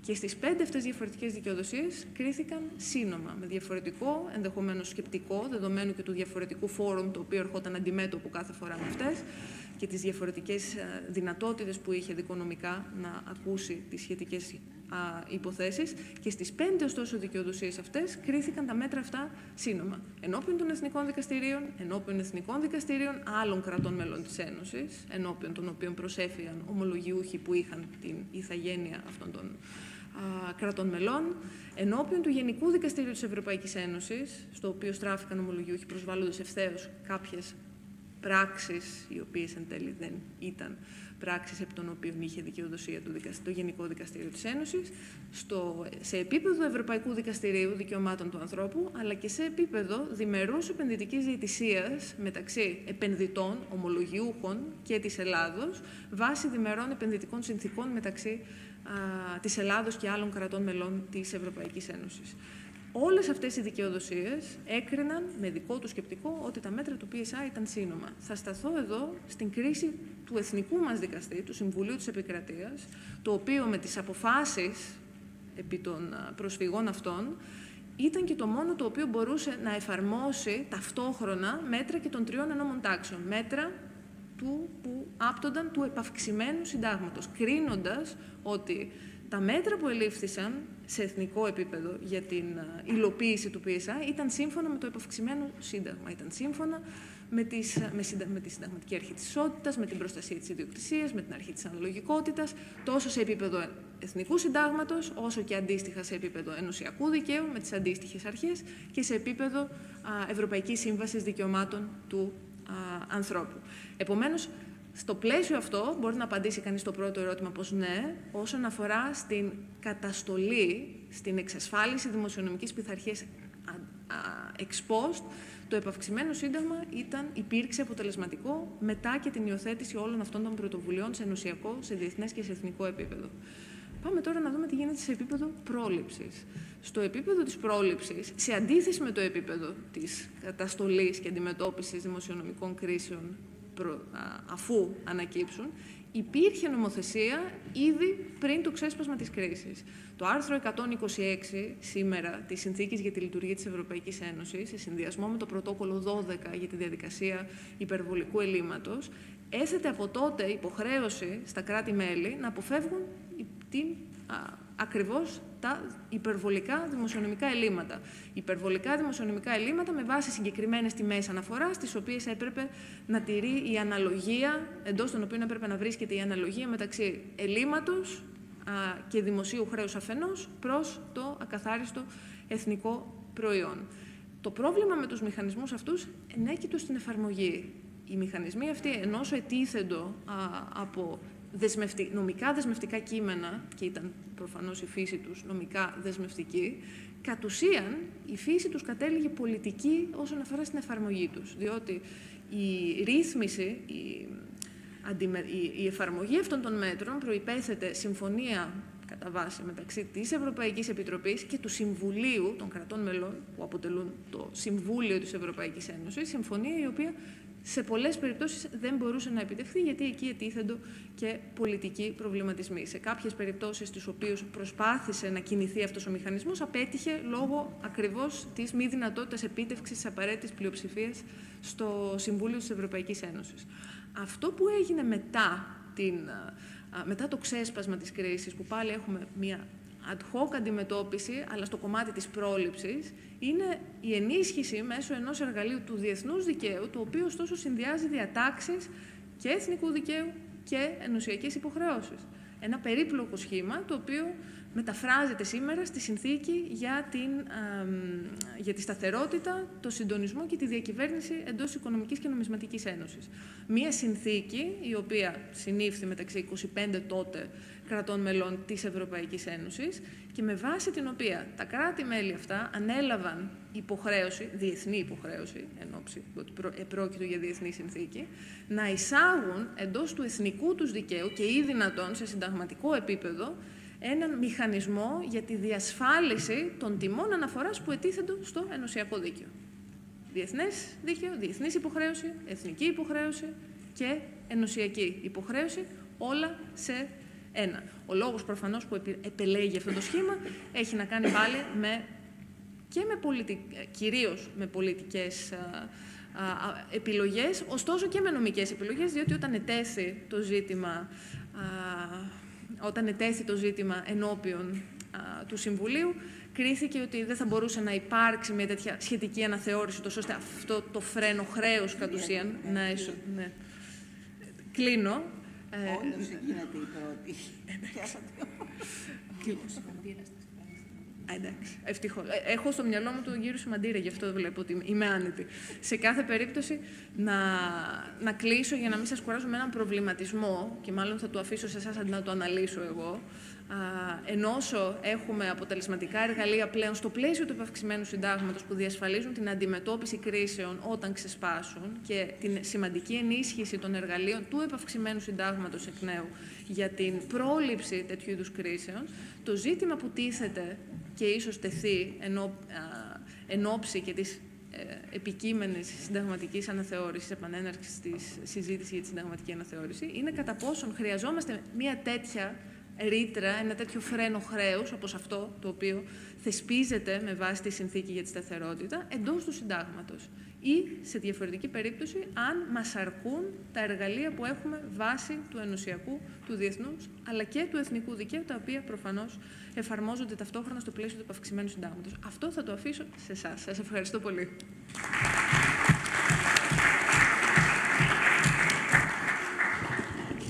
Κυρία Γεωργάκη, μας παρασύρατε με την άνεση που παρουσιάσατε τόσο πολύπλοκα θέματα, τόσο απλά, και σας ευχαριστούμε. Δεν θα θελήσω, παρόλο που είχαμε συμφωνήσει, να πω δύο λόγια στο τέλος. Όχι, κύριε Πρόεδρε, διότι άλλοι συνάδελφοι θα ακολουθήσουν, ότι έχουμε φάει χρόνο. Ένα πράγμα θέλω μόνο να πω, ότι από όλη αυτή τη συζήτηση δεν ακούστηκε ότι τα κράτη παραμένουν κυρίαρχα Και εκ του λόγου ότι με τη συνθήκη της Λισαβόνας έχει πλέον θεσμοθετηθεί το δικαίωμα αποχώρησης. Κάτι το οποίο παλαιότερα αμφισβητείται τουλάχιστον από τη Σχολή του Ανδούρου, στην οποία ανήκουμε και εμείς. Άρα λοιπόν η κυριαρχία, να ακόμη μια διάταξη που δείχνει ότι η κυριαρχία παραμένει στα κράτη. Ευχαριστούμε πολύ για την υπομονή σας. Βεβαίως, μόνο μια κουβέντα κλείνοντας, επειδή μιλάμε για το Σύνταγμα, γιορτάζουμε έτσι και λέμε θετικά πράγματα για το Σύνταγμά μας. Η εμπέδωση της κανονιστικής εμβέλειας του Συντάγματος προϋποθέτει βέβαια και πρόσωπα και δημόσιους λειτουργούς και θεωρώ ελάχιστη μου υποχρέωση να αναδείξω έτσι, την τόσο ευδόκιμη παρουσία για την προάσπιση των θεσμών. Είναι εδώ ο πρόεδρος μας ο κύριος Μενουδάκος, ο κύριος Ράμος, άνθρωποι οι οποίοι στήριξαν επί της ουσίας το κράτος δικαίου και τους οποίους οφείλουμε να τιμούμε. Αυτό ήθελα να πω και σας ευχαριστώ.